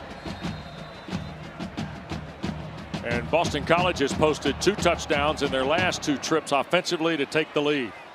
And here is Marshall off the 1. And Shane Marshall starts upfield and hits a cutback at the 25. He'll stretch to the 28. And that's where Haynes King gets started. And Steve, one of the more kind of unique first halves for Haynes King. They started throwing the football. As a result, he took an early sack. And it's the first time he's had no rushing yards and a half against a Power 4 team since 2023 at Clemson. That's got to change right now. Right now, the ball's got to be in his hands. Whether he's throwing shots, running the football, he's got to be able to put his team on his back right now. They've got to go down and score a touchdown. And here's the give, and this is Jamal Haynes, and he'll pick up at least 4 to the 32 on first down. Boston College got McGowan, the linebacker, and also one of the defensive, Griffin Collins, a true freshman, making the play. So 2nd down and 6 for King and the Jackets. And Hosley has come in the ball game. He's Georgia Tech's leading rusher, and he's got 1 of the 2 Jacket touchdowns. See Rutherford and the tight end Seither move. Snap to King. He'll flip it out. And this is Brett Seither, the tight end, trying to run the edge and gets there. First down for Georgia Tech. Out of bounds at the 41, 42-yard line. TJ Green angled him out of bounds. Seither is a smooth-looking runner when he has the ball in his hands. Well, we asked Buster Faulkner this yesterday. The tight end thing is really fascinating. You see the first 4 games, only 5 catches among the tight ends. The last 5, 24, and now over 400 yards. But Steve, they got 4 guys, and they're all unique skill set. And he did admit certain packages, certain guys. Here's a toss. This is Hosley getting it going, and up to the 49. So that'll be a gain of right at about 7. And I think it's a wrinkle offensively that, quite frankly, they don't show very much. Yeah, no question about it, Wes. You're right. You're absolutely right. They, well, right now, once again, you know, they're running some read plays right now. So Haynes King is still not really, he's handling the ball, but you're not seeing him explode. At some point, we're going to see, there it is right now. Here he comes. And there's a first down for Haynes King to the 47 of Boston College. That's their bread and butter, speed sweep, Q counter call. And that's kind of their go-to when they're trying to spring him in the run game. That and the power read play. There's 2 of them that he's excellent at. And they're in tempo mode here. Quick throw. This is Rivers trying to split some of the pressure, and he'll pick up 2 to the 45 before he got knocked back. Q Hutchins, Quintavious Hutchins, fifth-year senior from Bessemer, Alabama, led the charge for the Eagles. Yeah, he really quickly peeled off of the rush and pursued down the line on that jailbreak. They've run a bunch of these what we call jailbreaks. That means the offensive lineman release, look for blocks downfield. You try to throw the ball behind the line of scrimmage to a receiver, but nothing doing there. He tracked that thing right down. So off the 45. Now they're going to flip it, and this is Jordan Allen turning the corner, and he'll get to the 39. The speedy freshman from Lawrenceville, Georgia, knocked down by Ferris, the corner, and it'll be 3rd down and 2 for the Jackets. Well, this is two down territory all day long here now. I mean, no doubt about that. So, you know, pick your poison here. To me, run it twice, maybe with Haynes. Obviously, I'd start with Haynes right now, running it, and get the first down and keep this alive. Don't make it come down to a 4th down call here. Canyon in motion. Here goes Haynes King, right side, trying to find a spot. First down, inside the 45 to the 44. I'll be honest with you on that one there. Haynes got a little wide on that play. That thing should start down the right A gap between the center and the right guard. And he got a little wide, and then he realized it, and then all of a sudden he lowered his shoulder and drove to go get that first down, which is a nice play by him. But I think he got outside the gap of the play. When you see him do it at field level, I think Dana can confirm this. Number one, he's bigger than you think he is. Yeah. And he's a lot stronger than you think he is, Steve. And faster. Well, that part we have found out. Here goes King. He'll slip it on the perimeter, and this is J.T. Byrne, another one of the tight ends. So you've seen Beetham, Seither, and Byrne all with their hand on the football here today. Luke Harpring is the 4th tight end, and he's the guy that led them in catches at NC State 2 weeks ago for Brent Key. 4 of them for 51 yards, and he's the one that might be the most athletic of the 4. Right. They're just great weapons because they can be mismatches, you know. They can play in the perimeter, they can play in the box, and that's what makes it tough for defenses. Look at this. He just dropped Byrne into the barrel of the pistol. King will fake it, now take off to the left side, reroute, close to another first down at the 25. KP Price got enough of Haynes King. So watch this. Watch Hosley check out, and there goes J.T. Byrne at 265. He's your barrel back in the pistol. He hands it to J.T. Byrne. They're going to stop the presses at the Globe. Where'd you get the barrel back, man? Where's the barrel back? I haven't heard that in a long time. Big 3rd down, got to convert, but you got 2 to get it. And a hand to Hosley. He slips and still gets it. He'll push it to the 23, first down. The one thing that has happened with Boston College's 2 touchdowns is a crowd at Alumni Stadium that was kind of shuffling around at times in the first half. Right.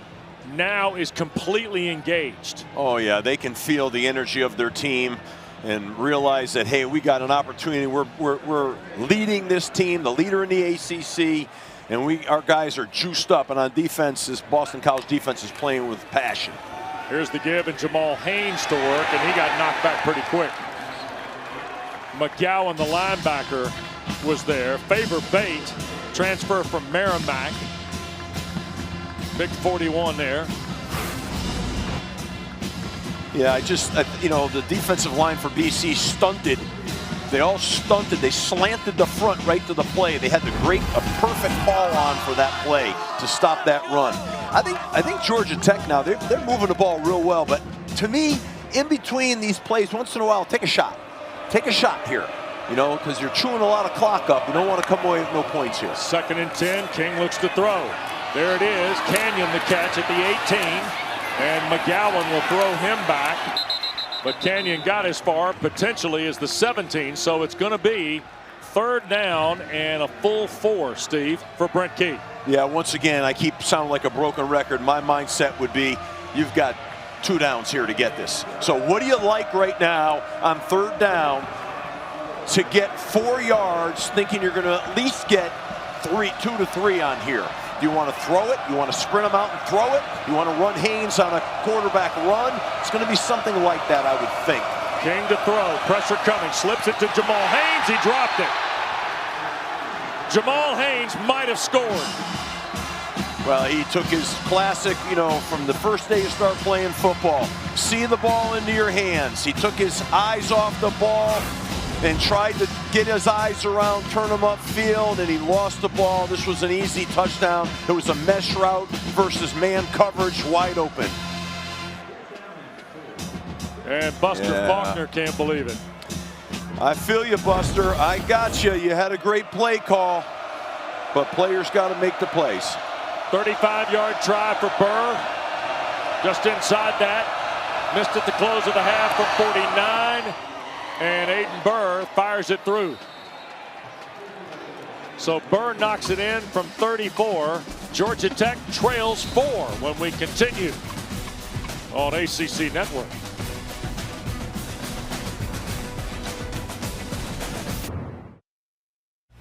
Georgia Tech, Colorado, tie game. King keeping it. First down and more. Touchdown. Georgia Tech comes to Boulder and wins 27-20. They will line Aiden Burr up to try and win the game. The snap is off. It is on the way. Got it! Georgia Tech wins! Robbie Ashford trying to win it for Wade. Searching. Intercepted! And Georgia Tech survives. In short, they've been here before, and they're back in it again tonight. Georgia Tech trailing Boston College 21-17 with about 19 and a half minutes to go in the ball game. 7.5 minute drive to get a field goal from Aiden Burr. A lot of clock. That's what I was saying earlier. You got to get some chunks. And Burr going to lift this into the end zone. BC will start from his 25. Don't forget, tomorrow at 1 o'clock Eastern, we got volleyball for you on ACC Network. Number 14 Miami, number 7 Louisville. That's a good one. Both teams not only contending for the ACC, but looking to host in the NCAA tournament. Then the action continues. 3 o'clock Eastern, we get you women's basketball. Georgia Tech hosts Jacksonville in Midtown Atlanta. And then at 5 o'clock, IU and Florida State. It's all for you on a Sunday on ACC Network and the ESPN app. Turbo Richard in the ball game. BC off its 25. Dylan Lonergan from Lawrenceville, Georgia, played at Brookwood High School in the Atlanta area. Play fake to Richard. Lonergan wants to take the shot. Harris and Bond. It's Bond at the 45. Midfield, Lewis Bond into Georgia Tech territory at the 43. And a chunk play from the Eagles for 32 on the first snap. Look at the protection here up front, right? Got all day, clean vision, good throw, and run after catch. Textbook. And Lewis Bond has broken another Zay Flowers record tonight. This one for single season receptions. And the Eagles are on the march at the 43. Richard trying to get to the edge. He'll break inside the 40 and brought down at the 37, Dana. Well, what I think is important to note is that when we talked to Bill O'Brien this week, he said Lewis Bond is the type of player that easily could have left Boston College, put his name in the portal. He would have been highly touted. But when I spoke to Lewis this week, he said, Boston College gave me an opportunity to play in college. I didn't have a lot of offers coming out of Power 4. And he said, this is my home. I love this school. I think that's a great representation of what it means to play at Boston College. Well, that's what it is. Boston College is a special place. It's not just about football here. It's about a great degree. It's about service for others. And what a wonderful place. I'm glad he appreciated that and stayed here, because that's what it's all about. Turbo Richard gets the first down. Eagles are right back on it, Steve. They sure are. And what's happening is their throw game's opening up their run game. And as I said earlier, and I'll keep saying, Georgia Tech's have to do something to disrupt Lonergan. He gets Pugh, the wide receiver, here in the slot to the near side. He's a 6-foot freshman. And they put Richard here down to the bottom of your screen. Lonergan looks back that way, and it is caught. That's Jeremiah Franklin, the tight end, just inside the 27. He's a terrific target. 6'3", 244. He's from Walkersville, Maryland. And Bill O'Brien was pretty candid yesterday, I thought, guys, with us, in that he talked about Lewis Bond had a chance. Jeremiah Franklin. There were guys that could have gone elsewhere to play. Yeah. And were offered large financial packages to do so and elected to stay. Lonergan going to flip it here to the near side. That's Franklin. Got by the first tackle and will be brought down, but it's another first down, a red zone opportunity here for the Eagles at the 18. Jordan Boyd the stop. Yeah, this is a really nice screen play. Had a chance to make the tackle. Georgia Tech missed it. Now BC's got an opportunity here in the red zone to try to get a touchdown. So let's see if they're going to attack this by continuing to throw it, or they're going to run it a little bit here. 4-point lead. We're late in the third quarter. BC, who has struggled all year in the red zone, especially in conference play, is 3 for 3 today. Lonergan sets, throws, it's caught. That's Harris at the 10, inside the 5, touchdown.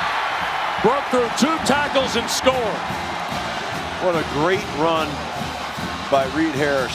I mean, just a catch and a run, and really, really well done here. They're throwing the ball lights out tonight.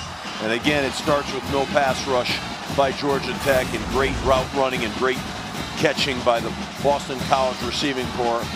And running through tackles, man. What a nice play right there. That's a strong, strong play. 6 plays, 75 yards, 3:16 the time of the drive. Boston College has 13 snaps and 2 touchdowns here in the second half. And now they've got a 10-point lead, 11-point lead at 28-17. They've not led a game in the second half since Stanford. They're in front 11 now.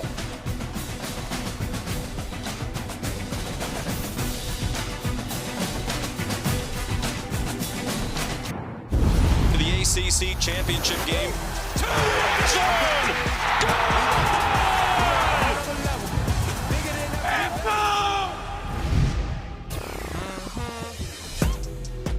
And you want more chaos? Well, we welcome you to center stage of some chaos right now, Steve. Yeah, no doubt about it. Boston College an 11-point lead on Georgia Tech. 1:19 to go, third quarter. There'll be no return by Marshall. The Jackets will start from their 25. To Steve's point a moment ago, Boston College has run 13 plays in this second half. They have scored 2 touchdowns. Georgia Tech ran 14 plays and kicked a field goal. Yeah. And used almost 8 minutes of the clock. And you see the standings. These are up to date. And remember, Duke is losing to Virginia at home. Miami leading NC State big at Miami Gardens tonight. And now we get a flag and procedure on Georgia Tech. So an unforced error starts the possession.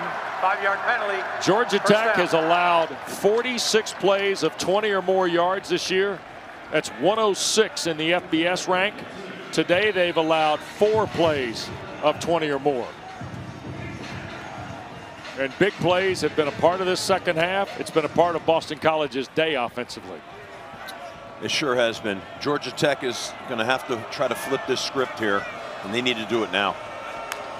Haynes King to his right, out in the flat. This is Rivers, and maybe to the 20. Back to the line of scrimmage, Isaiah Ferris, the corner. You know, you watch body language on the field. Yep. One team's got all the juice and mojo, and another team right now looks lethargic.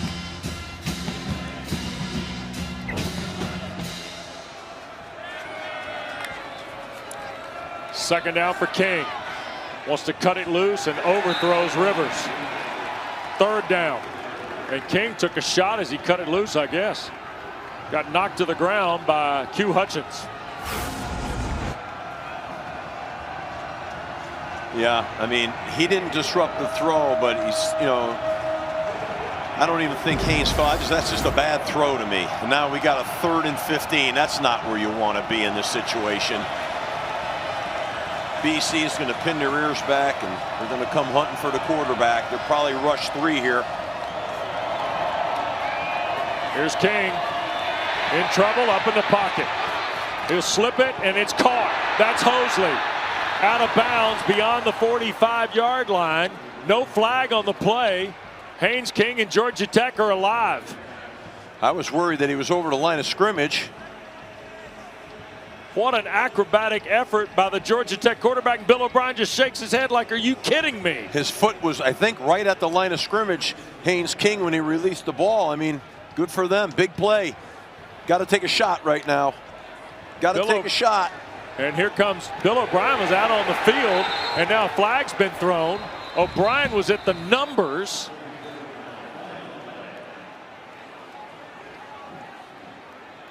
So the line of scrimmage was the 20, and Bill O'Brien is contesting that King was over the line. Remember, the scrimmage is the 20. Yeah, it was close. I think his foot was like right on the line here when he throws it. Let's see if I'm right here.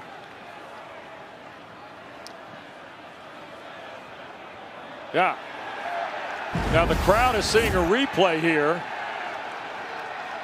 O'Brien is really upset about this. Bill's got to calm down right now. He doesn't want to get another one here. Jerry Magellanes.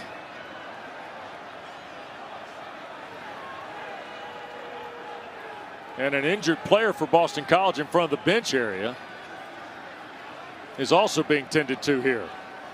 And that's Ferris, the corner. Now the flag was thrown, I think, because Bill O'Brien was on the field. Here's Jerry Magellanes. After the play, unsportsmanlike conduct, head coach, Boston College, his first of the game. 15-yard penalty, automatic first down. And here's where Bill O'Brien's upset. He's upset. No flag was thrown. That Haynes King was over the line of scrimmage. Yeah, I understand the frustration there, but right now he's winning this football game. We got to go here. And now whistles blow. There was some sort of early whistle and then a second whistle. The play. First down. Please reset the game Bill clock. O'Brien saying he's over the line. 7 seconds on the game clock.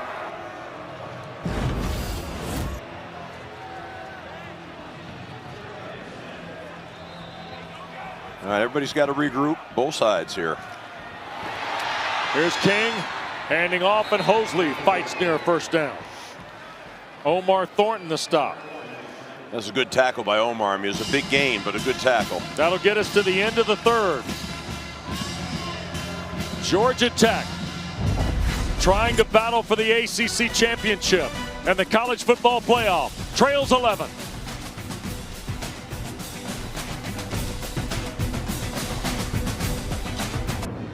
Well, dramatics at the end of the third. Haynes King on a third down and long play slips a pass to Malachi Hosley, and Boston College and the fan base thought King was over the line. You saw his plant foot behind the 20, had not crossed the 20. Bill O'Brien just saw it on a tablet. Here at the end of the third quarter, start of the fourth, the Jackets in the red zone now, trailing 11 points with a lot on the line, and here goes King. He'll fake the throw, keep it on the ground down to the 10. And that'll be close to another Georgia Tech first down. In fact, I think it'll probably be first and goal here. It is. Well, they're going to spot it at the 11. So it'll be first and 10 at the 11 then. He was just a step away from popping that one. Sure was. Hosley in motion. King will keep it again. And he will slide to the 8. Tried to fall forward again. Tackle made by Collins, but McGowan, the linebacker, shaken up on the play for Boston College. He got tracked down. Haynes did on the backside. I thought they didn't seal the backside off properly. They walked him from behind. Otherwise, that might have went in. Yeah, Owen McGowan, who's had a terrific game tonight at linebacker for the Eagles, shaken up. Tough guy. Oh, yeah. You know, hard playing guy. Glad to see him walking off the field on his head. You know, our visit yesterday with Bill O'Brien, you guys were rolling off all the schools.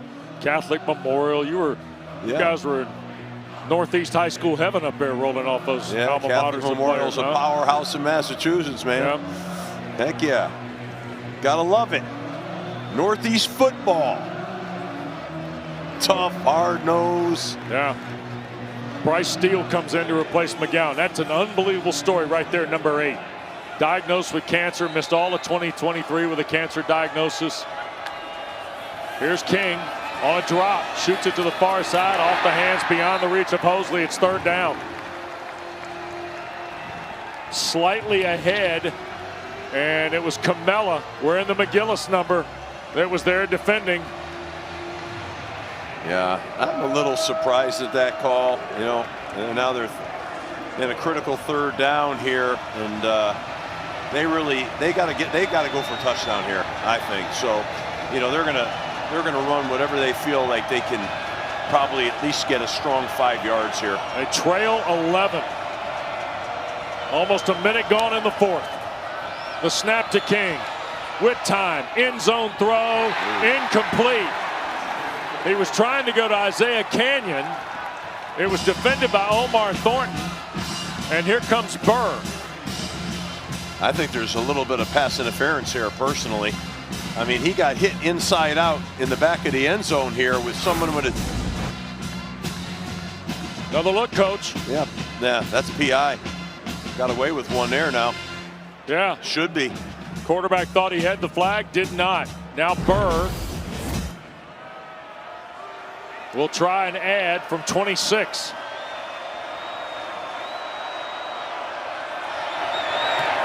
Aiden Burr rides it through. 28-20, our new score here at Chestnut Hill. Minute 8 gone in the 4th quarter when we continue on ACC Network.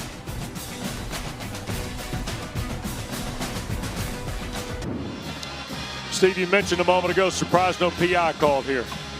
Yeah, I mean, to me right here, you know, no one's going for the ball. They knock the receiver offline. That's an obvious pass interference play. And you see Haynes King calling for it right there. You know, that wasn't real hard, but hey, that's the way it goes sometimes. You get some, you don't get some. And now Boston College, who's really dictated the tempo of the ball game, and for that matter, most of the momentum on offense, tees up Georgia Tech again on defense. Yeah, the Jackets have got to find a way to respond if they want a chance here. Yeah, exactly. They've got to change what they're doing on defense. What I mean by that is, you know, maybe a little bit more pressure and play some zone behind it, but not 4-man rush, because that ain't working. Fair catch called for by the Eagles. Don't forget, one more game coming for you on ACC Network. Off to Tallahassee we'll go for Virginia Tech and Florida State. Noles and Hokies get together at 7:30 tonight. Right here on ACC Network, streaming live for you on the ESPN app. Chris Cotter, Max Brown, Kendra Douglas will be there. And look at what BC has done in their last 3 possessions, all touchdowns.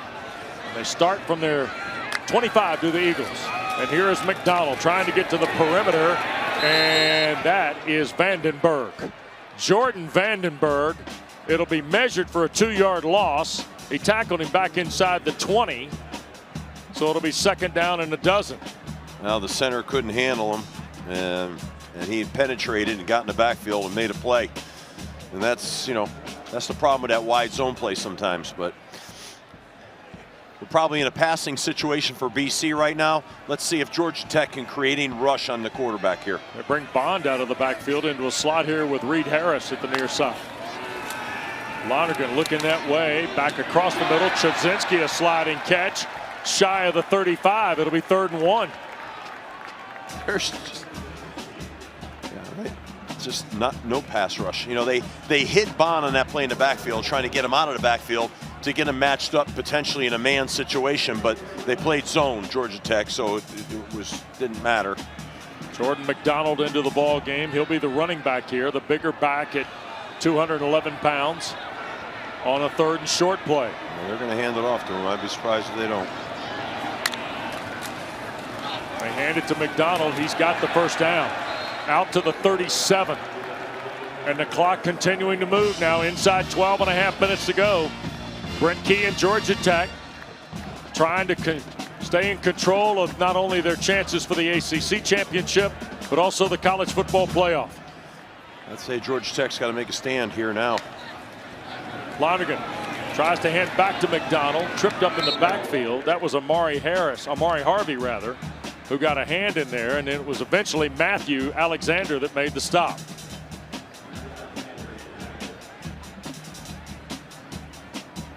So it'll be second down, and Lonergan and BC just happy to let the clock wind. It's an interesting deal here right now, right? Does BC wind the clock and run the football, or which isn't really successful for them tonight, or do they throw the ball, put them in and hit their great receivers right now? See, it's been 8 years since the Eagles led a ranked team at home in the fourth quarter. Here's Lonergan back up in the pocket. Ooh, off the hands of Chazinski. Jai Gilmore was right there defensively, and now all of a sudden second down becomes third down and 9, and here comes a kilo stone, I should say, for Georgia Tech to fortify that defensive front. Cayman Spalding is checked in. Turbo Richard is also coming as the running back here for the Eagles. So everybody's squaring up on third and long. Yeah, I mean, it's almost might be a time to try to squirt a run through here on a 3-man rush. My guess is they're going to rush 3 and play coverage. They bring 4. Lonergan looks for Chazinski. No, beyond his reach, incomplete. So for the first time in 4 possessions, Georgia Tech's going to force a punt from Boston College. A little bit of contact there in that route too, but not a great throw. Had a chance here. Created separation, had a real chance. Throws just over his head. Double returners to wait on the punt of Seamus Florio. Jamal Haynes and Eric Rivers are out there for Georgia Tech. Punt from Florio. Cross the field, and Haynes will signal for the fair catch at the 22-yard line. So, 40-yard punt from Florio. Georgia Tech has had some ball handling trouble. Traylon Maddox had it knocked out. It was recovered by Bryce Steele. And then at the end of the first half, Burr was short on a 49-yarder. And then in this second half, Haynes King had Jamal Haynes wide open, and he couldn't clutch it. But trailing 8 with 11:20 to go.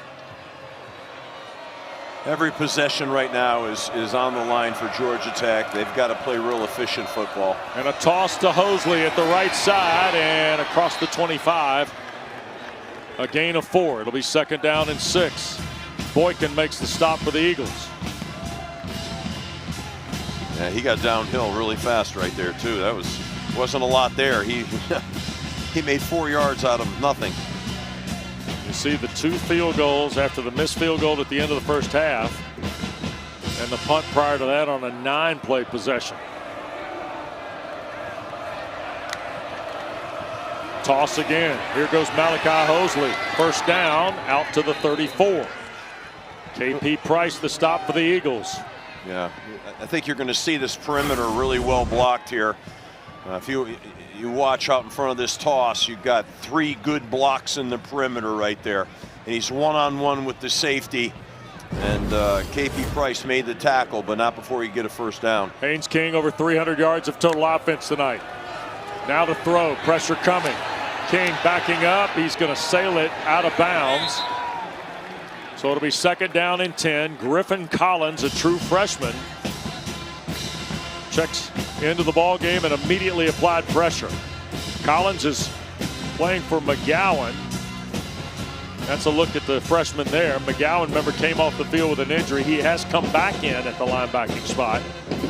But Collins has gotten more reps tonight after posting 3 tackles in games against Clemson and SMU for BC.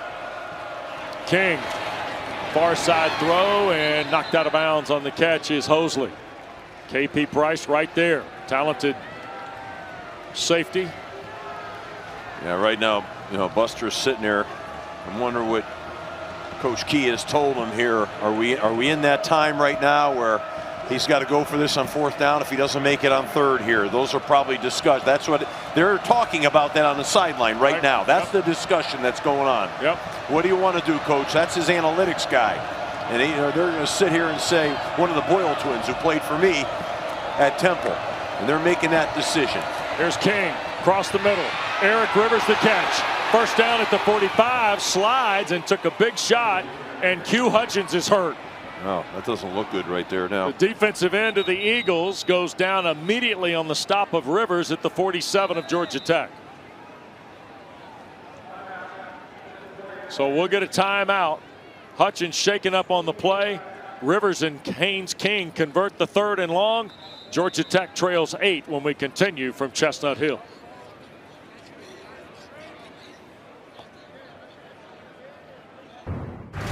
The College Football Playoff begins December 19th and concludes with the National Championship January 19th on ESPN. Well, you know there's been chaos in the ACC as we rejoin you from Chestnut Hill. Miami is trying to send a message to the committee. 34-0 in the 4th quarter on NC State. Virginia also, to quote the great Nuke LaLouse, trying to announce their presence with authority. 31-3. Clemson a winner 1 point. Notre Dame a winner today at Pitt.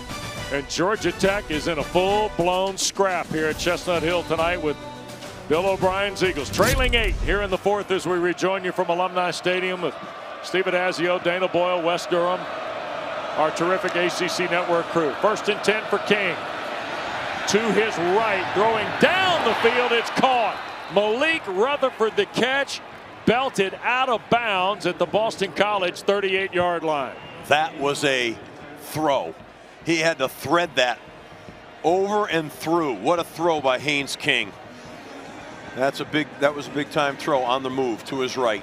He's got his 8th career 300-yard game.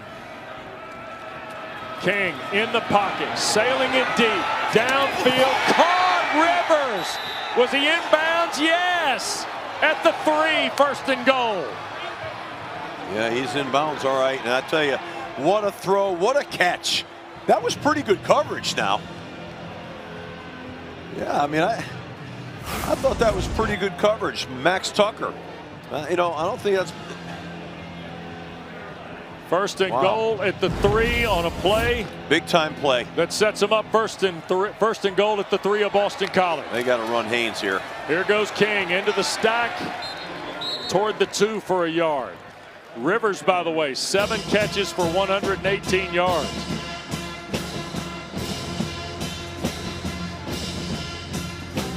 Now, Georgia Tech is, you know, they've got a tough mantra. Team that can run the football. 0 for 2 today. The ball's on the 2-yard line right now. They need to run this ball in. They need to punch this in. Jamal Haynes the toss, trying to get right side. Touchdown. Jamal Haynes into the end zone for his 4th score of the year.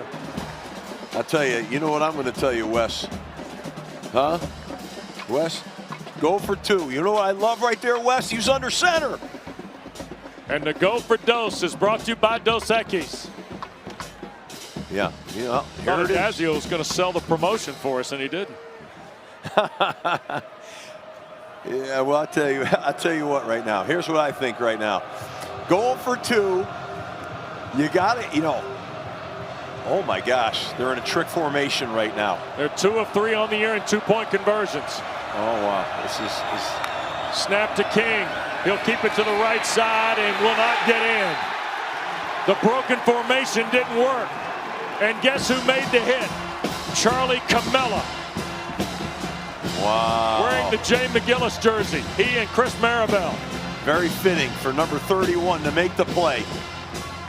So Jamal Haynes gets them to within 2. Now with 7.5 to go, Boston College gets the stop. Upset in sight for the Eagles.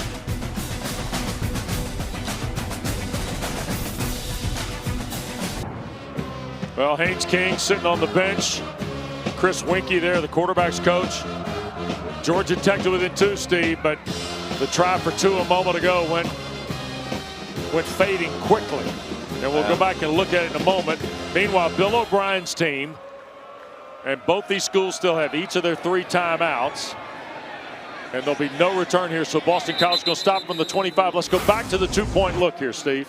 Yeah, they're going to get in one of these funky formations. You know, it's It's a trickeration type of formation. Hope people don't get lined up right. You got a couple options, but then they're going to turn around and run a jet sweep and run a Q play uphill. Those are uphill blocks, meaning not good leverage blocks. To me, sometimes you want to make 2 yards. You got a great runner at quarterback. Run your bread and butter.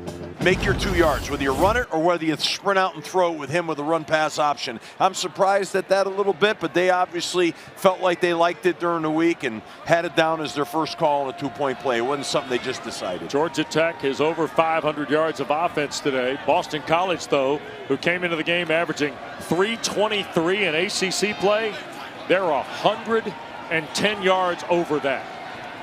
They're 431.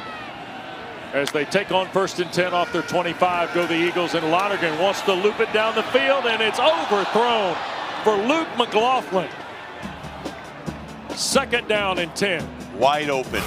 And once again, you could stand back there and smoke a cigarette. I mean, there's not an ounce of pressure on him right now. He's just letting it rip out there. And that wasn't a very accurate pass, but Georgia Tech's got to do something to get some pressure. I know the liability is you don't want to be in man coverage against these receivers. I get it, but you can't. You're going to be struggling if you try to just bring 4-man rushes.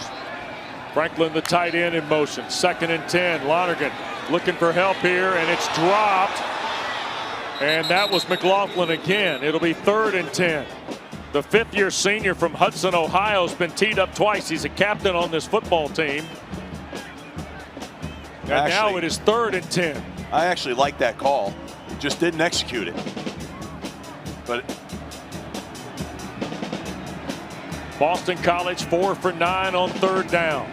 Okay, now defense, you better have your eyes wrapped around number 11. You better have your and you better have Reed Harris in your sights. Those are the guys right now. Harris to the top of the screen, Steve. Bond in the slot with Pugh at the bottom. And here's Lonergan looking to throw. This is Turbo Richard. Made the first guy miss, but Richard will be brought down right at the line to make the 34. It's going to be 4th and 1. I think BC. John Gilmore was there, and they're going to punt this away with Florio. Yeah, I think you have to. I think Bill's got to punt. You got to punt this ball and feel like you're going to play defense. Try and draw them off first, Coach. Yeah. I think Wes, you're right. You know that could be a thing.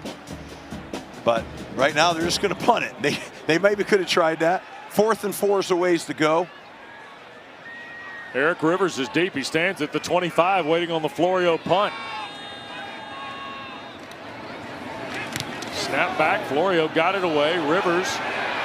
It's a short punt and it backs up. Georgia Tech's got to get out of the way. BC will down it, but Georgia Tech's got the ball at its 46. Oh boy. Just a 22-yard punt by Seamus Florio. Transfer from Yale. Georgia Tech trying to do something they haven't done in better than 2 years. A 4th quarter double-digit comeback. They beat North Carolina. Well, this is Haynes King now. Here we go, right, Wes? It's your dude now. This is your Heisman hopeful. Here we go. You got the stage right now. It's not been a game that's gone their way today. BC's played great today, but you got a chance to right the wrongs here. Here's the give. This is Jordan Allen turning the corner. Here goes Allen down the near sideline, and Georgia Tech leads. 54 yards, and the speedster, just a freshman, puts the Jackets in front with 6:14 to go.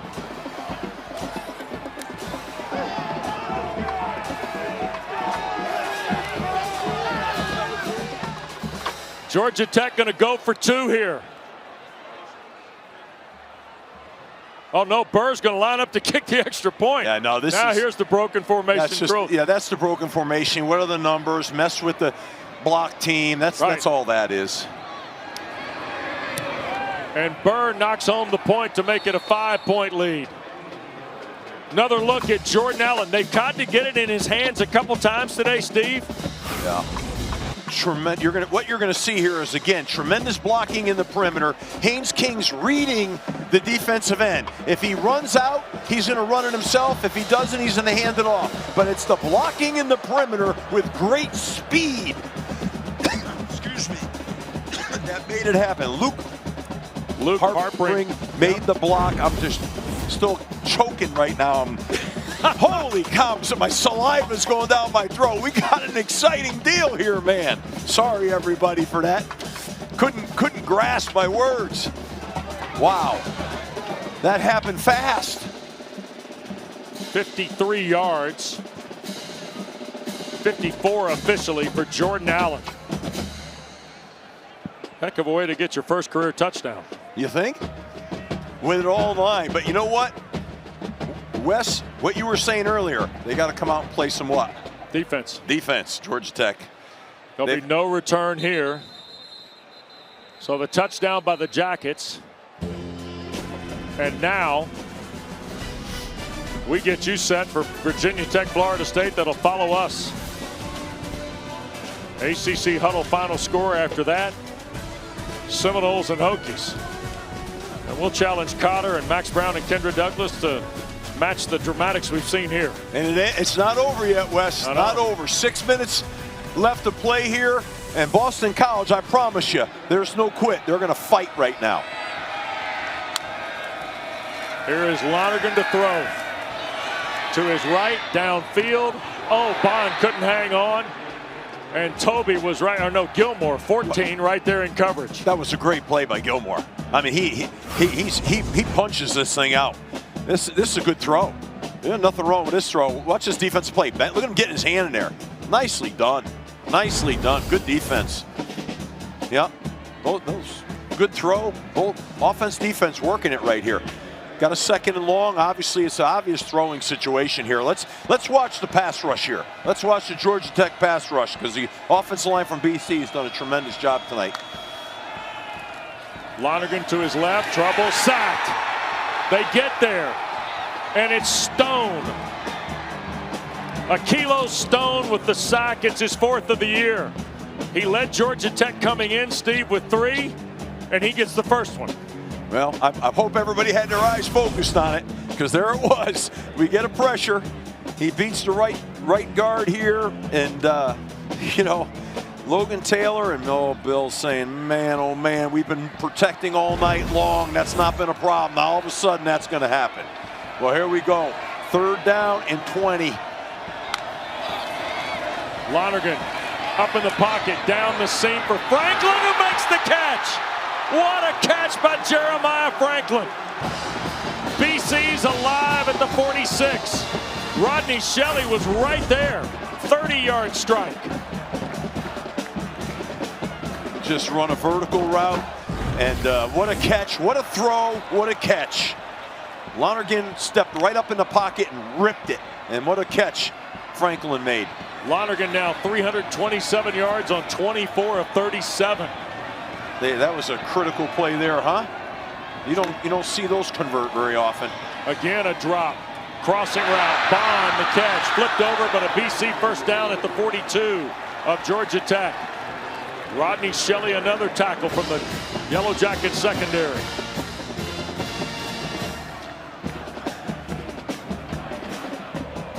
Clock inside 4.5 to go.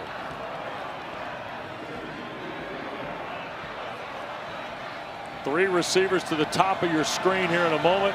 Tight end to the bottom is Franklin. They're going to hand it to Richard, and he races into the secondary. Turbo Richard is going to get BC the lead back. With 4:09 to go, the Eagles have answered.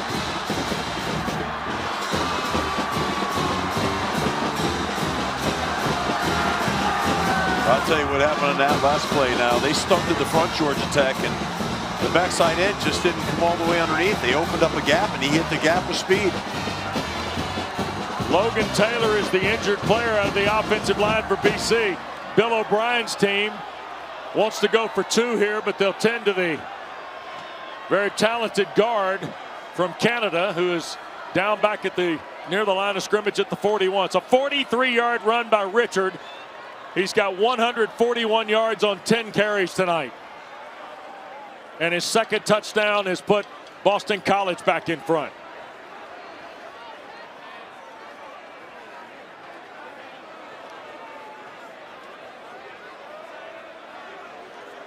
And unfortunately, they're bringing the cart for Logan Taylor.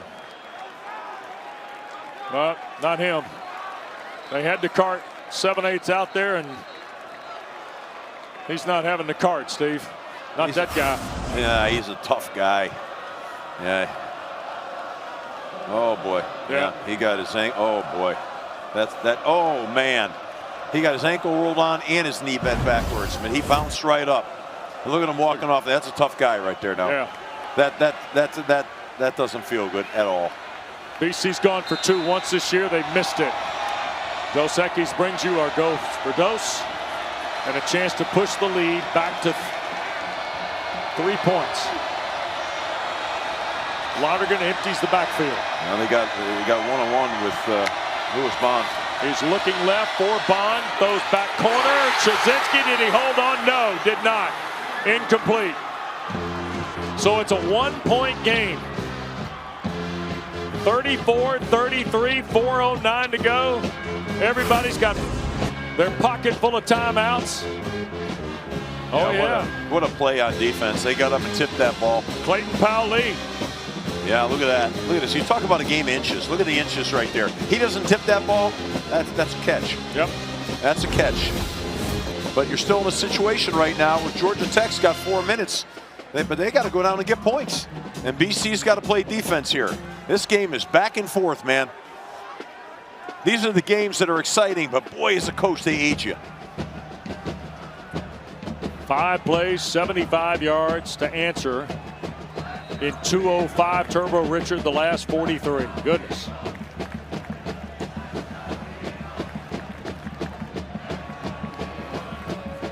So they'll kick it away here. Lombardo will fire it away. And Marshall will let that hit. And now our experts at work, brought to you by Principal. Steve, how about Boston College and just big plays here? This one to Franklin is the one that if they win this tonight, they'll talk about this one a long time. Yeah, that's improbable on that down and distance. Great play. And then Georgia Tech gets out of the gap here. I don't know why. And Turbo makes him pay with his speed. So Haynes King and Georgia Tech will start from its 25. He's making his 33rd start tonight. 24 of 31, 346 and a score. You see the last 2 drives, and King wants to throw on first down. He's going to take a deep shot, and this is Rivers. He can't haul it in. He's wide open, too. Yep, he had spun Carter Davis around. Those deep crossers off of play action are deadly. And you're right, he spun him around and created separation, but the ball was just out of reach. If that was a good ball, that's a touchdown. Eric Rivers, who's had a terrific night for Georgia Tech. 7 catches on 9 targets for 119 yards. Sometimes, you take your shots, but, you don't want to get off too far off down in distance now, right? Now it's 2nd and 10. Pistol set, play fake to Hosley. King going to throw again. Haynes thought about it, now shoots it to Malachi. He clutches it and digs out about 8 yards toward the 33 before Camella makes the stop. Yeah, they fire another one, weren't they? Yeah, this is a hard play action right here, and they.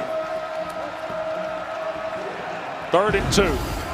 BC did a good job dropping in coverage, so he hit the check down. That's what he should do, and the check down got about 8.5 yards. Yep.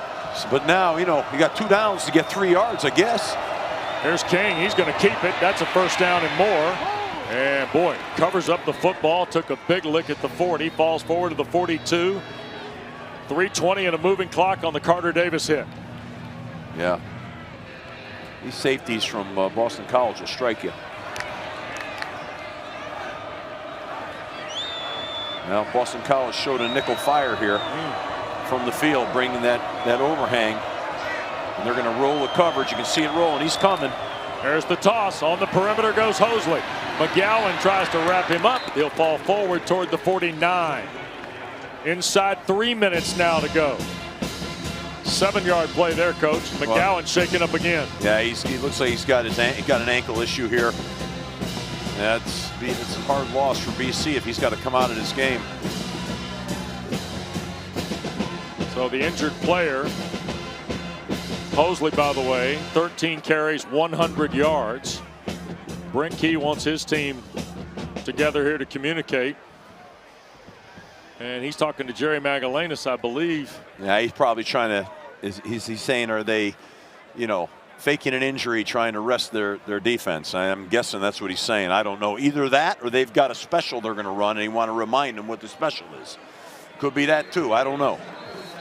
2:38 to go. This ball game's gone back and forth. It sure is. And for a 1-9 team, Bill O'Brien said these guys haven't quit. They show up every day. They get their work done. He's enjoyed coaching this team. You don't hear that said much about teams that are 1-9. And you can see why, Steve, the way they've laid it on the line today. You sure? He's done a great job of rallying this team and staying with a great mentality and an edge to them. That's a credit to Bill and his staff and to these players. Dean Patterson, the wide receiver to the top. That's Canyon in motion. King, another toss. This is Hosley on the run again. And he gets to the edge, got knocked out of bounds by Thornton. Now, pretty soon they're going to be in field goal range, right? Yeah.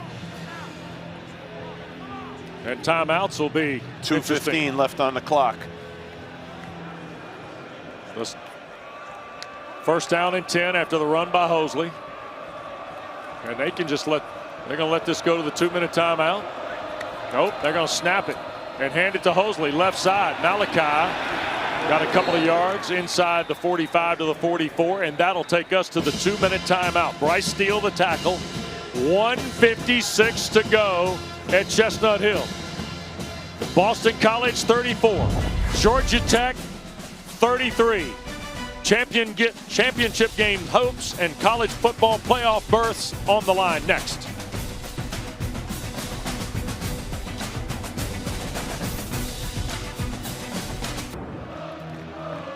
.156 to go. Number 16, Georgia Tech, controlling their own destiny for the ACC championship, trying to stay alive in the college football playoff. 2nd down and 7. Trailing by a point, 34-33. There's the toss. This is Allen trying to turn the corner. Look at the speedster, the freshman, inside the 30 to the 27-yard line of Boston College. Maribel makes the stop again. Man, and now fast. all of a sudden Jordan Allen has turned this game upside down. Wes, he's fast. Yeah, he is. That's real speed right there. I mean, I was watching it saying, wow. Shot out of a cannon. Then he had a one cut on there, a subtle cut, and got vertical on it. So 1st down and 10. Boston College got all 3 timeouts. And here goes that's Haynes inside the 25 to the 24, the tackle for Price. Yeah, that's a nice tackle by Price. Gets him around his ankles, because if he doesn't, it's gone. Boston College took the timeout. First of their 3. And a look at what's on the line tonight for Georgia Tech. A 9th win would give them their 10th 9-1 start in school history, their first 9-win season in 9 years, and give them 6 ACC wins, their most since 2014. Now, if they beat BC tonight and Pitt next Saturday, they're a lock for Uptown Charlotte in the ACC championship game. You just heaped a lot of stress on Brent Key right now, Wes. That's what's going. I mean, that stuff's rolling now. I mean, that's real. You know, that's what they call pressure.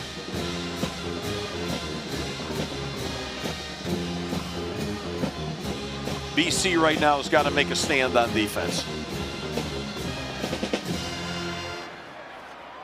Georgia Tech, Steve told you, they've been fighting it defensively tonight. Yeah. But they've got 600 yards of offense. Wow. 610. Here's the strategy, Wes. Strategy a little bit right now is Brent Key saying maybe we can grind this clock down and score, right? You know, I'd be afraid to have BC have the ball again. Here's King Haynes King, first down to the 15. And another Bill O'Brien timeout with 1:20 to go. Thornton the stop on King, the quarterback, who you rarely see talk back to the opponent, but that time he made a comment back to Omar Thornton, you saw, as he was backing away from the tackle. Yeah, he's a competitor. There you go. How about this? Thornton and Haynes King mixing it up. Those are two dudes right there. Those dudes are squaring up with each other saying, you know, hey, you ain't tackling me. I got some moves too. Those are competitors right there. That's not like that cheap talk. You know what I mean? That's competitor talk right there. There's a difference now. There's a difference. Look at Haynes King. What a night. When you look for King, he's 26 of 34, Steve, for 371 yards passing. Wow. Yeah, and now he's added 44 yards of rushing. So BC, who wanted to take away quarterback run and make him beat them with his arm, you tell me. I think it puts him in great position to go to New York City. Now, he's got to win this game. He's got to close this out. And I tell you, BC is playing their tail off here tonight now. I just got to tell you that. These are two teams fighting each other. I love it. Here's King. They're just going to run it again. He'll read it to the right side. Down he goes. Bill O'Brien burns his last timeout. So BC's out of timeouts with 1:14 to go. It'll be a second down snap for Georgia Tech. I think you're running the ball here. Why wouldn't you? Until you have to kick the field goal to win the game. Yeah. Right? Yeah. I mean, I think you're going to run the ball here. And then on third down, I think you're going to throw the ball, and try to get the first down. Aiden Burr, game tying or go ahead field goal. You could sprint out past Haynes too. He's, you don't mind putting it on his shoulders right now. Burr late in the first half from 49 yards. Now the other question here you got to ask is, where does he like kicking from? What hash? And right now there's a conversation probably going on here. Are we okay on the right hash, or do we have to call a play and if we're going to run it now, do we have to run it and get the ball in the middle of the field? Which could be. These kickers all like their little deals. Who likes one hash, the other hash, whatever. That's all been discussed in those seconds right there. Second down and 7 is the down and distance combination. Haynes King, by the way, has now moved into third place all time on Georgia Tech's total offense list. Now they're in empty here right now, so is someone going to come back in the backfield? And then is Haynes King going to run the ball? Who's running it? They're going to fake the pass or the handoff, and there goes King. It was Rivers who was in motion, and Haynes King just keeps rolling, and now Georgia Tech can take this down once the play clock starts. They're going to get this down around 30 seconds or so. It's interesting here right now. So are you saying right now that you're going to put this down to your kicker to essentially kick an extra point? I think on third down you're going to run it, and then you're going to see if you get the first down. 100%. You're going to run it here 100%. Probably Haynes King, and see if you can score a touchdown. Take care of the football. Do not be loose with the football here right now. You don't want any exchanges.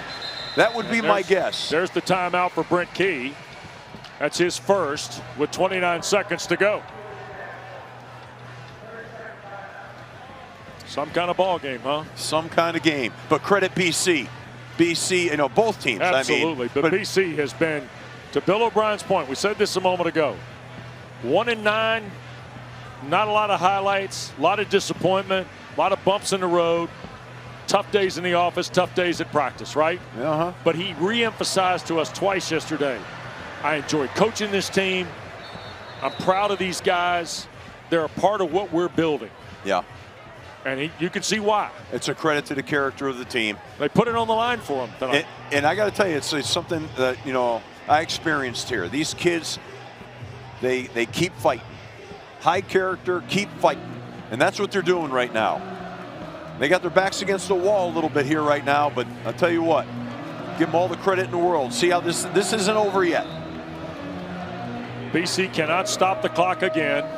Third down and 2. Ball at the 7-yard line of the Eagles. I'm sure they're going to run Haynes King here. Take care of the football.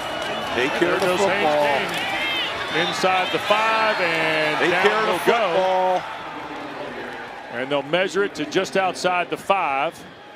And Brent Key's going to watch this clock wind all the way down. And there's the timeout with 12 seconds left. I don't understand that. Well, what just happened there? Did he call the time? Georgia Tech, their second timeout of the half, 30-second timeout. But it's. Please reset the game clock to 14 seconds. It's fourth down. 14 seconds. Thank you. I think for a moment, did he think they had first down? I don't know why he did that. I don't know why he didn't let that clock run all the way down and kick it. If that it's one strategy or the other, right? Yeah. I mean, but at this point now, with 14 seconds, there's some conversation with Jerry Magdalena's here. And I don't know if it has to do with whether or not the ball reached the 5, because that might have been in the neighborhood of a first down. That's the only thing I can think of. Yeah, I mean, I think you're probably right there, but I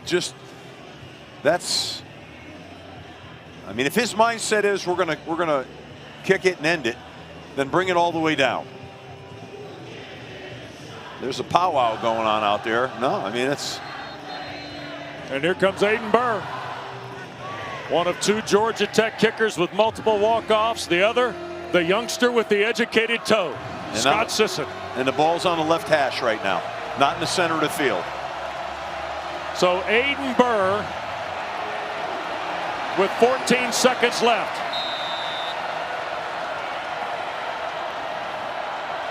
BC's going to go for the block here now. Snap, spot. The kick is good. Not to beat a dead horse, but there's 11 seconds left on the clock that didn't need to be there.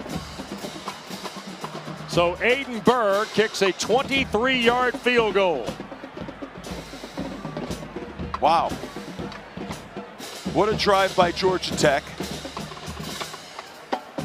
13 plays, 69 yards, and 3:58, Steve.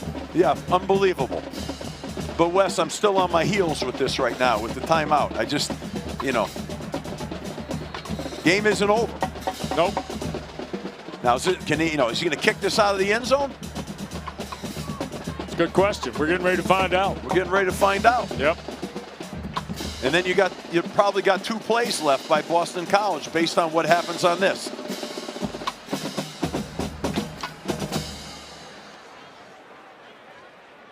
And Georgia Tech, a double-digit comeback to take the lead with 11 seconds to go. You hope you have a guy that can put this right out of the end zone right now. So here's Aiden Burr. And he hangs it high. There'll be no return. BC will play from its 25. And let's go back to the start of this fourth quarter. Haynes King on the toss, the touchdown run. Jamal Haynes 1 yard, and then Jordan Allen. My goodness. Showed him his taillights twice in this fourth quarter. Turbo Richard, though, gave Boston College the lead again. And moments ago, Aiden Burr from 23 yards. Well, now Georgia Tech has got to get back. And they got to create some pass rush here. They can't give him all day to throw the football here, because he's got some receivers that can make plays. Lonergan up in the pocket, down the field. That's caught by Bond at the 50. 4 seconds. Now they'll start it, snap it, and there'll be a spike, and there is with 2. How about that? And Lonergan can throw it in the end zone. He's got that kind of talent. Oh yeah, they can throw it. They're going to throw it to the end zone right now. And again, all because they didn't drain the clock on the field goal, which was easy to do. That was not a problem. I mean, now they got to hope that listen. Look for Reed Harris right now. Substitution defense, more than 11 players. What? 5-yard penalty, remains first down. So illegal substitution. Please reset the game clock to 4 seconds. So 4 seconds on the clock. And the ball will be at the 46 of Georgia Tech. Wow. And much like in Boulder at the end of the first game of the year for Georgia Tech, Colorado threw into the end zone. Boston College is probably going to throw into the end zone here. I would think so. And Reed Harris at 6'5", 217 pounds. Watch for Reed Harris going up to make a play. They got V.J. Wilkins, who can run here at the near side. Reed Harris, Lewis Bond, and Chudzinski at the top of your screen. They may try to take a one-on-one shot down here to the single receiver. Yep. Wilkins has 4 catches all year long at the bottom of your screen. He's a transfer from Campbell. Georgia Tech's got 4 on the line. Yeah, I mean, I would think they'd rush 3 and drop 8. And now Brent Key a timeout. He'll use his last one here. Boston College. And of course, you want to go back? I'll take you 40 years back. How about this, Steve? I've seen this a few times. Hale Flutie. Phelan. There Touchdown. No doubt about it. It happens. It has happened. And that's why you don't leave that time left on the clock for these types of rare occurrences where they were able to take a 40-yard shot down the field, and then you have a substitution penalty, so you give up another 5-yard and add 2 seconds, which might not be a factor. But I mean, wow. Yep. Wow. Now you got to have some guys, and I'm going to say it one more time. Watch number 4, Reed Harris, now with his height. Now they bring Turbo Richard in, and they're going to put Wilkins. We're keeping an eye on 21 is Wilkins, 2 is Richard. They're going to put, that's Reed Harris. That's the 6'5" sophomore from Montana. He and Wilkins will go to the far side. Chudzinski and Bond here to the near side. Yeah, I think this is all by design. I think they're going to throw the ball to Reed Harris. Here's Lonergan dancing to his right. Now going to set. He'll sail it down the field. It's short of the end zone, and it is incomplete. And the ball game is over. There are no flags, and Georgia Tech's dream of appearing in the ACC championship is alive. A double-digit fourth-quarter comeback by Brent Key and the Jackets. Bill O'Brien, Brent Key, old friends, and a tough, hard-fought ball game that we thought we would get. We got all that and then much more. Dana, yours. Coach Key, what did we just witness? We won the game. We got a lot of work to continue to do, but we got to win, and happy about that. What does the double-digit comeback by this group say about their identity? Well, it says we don't need to be getting in double-digit deficits, but I mean, a lot of things out there we shouldn't allow that to happen. But we did, credit to them, and we're able to stay the course and stay together and come back. How do you describe the play of your quarterback, Haynes King, tonight? He wants the ball regardless, and he's special. He is special. All right, congratulations on the win. You can smile. You did win. Go Jackets. There we go. Dana, thank you. 628 yards for Georgia Tech. They gave up 537 tonight. Wow. Haynes King finishes with 371 yards, a touchdown, and 53 yards of rushing. In dramatic fashion, Georgia Tech beats Boston College 36-34. They're 9-1 and 6-1 in the ACC. And boy, you talk about a great old big football game next Saturday in Midtown Atlanta.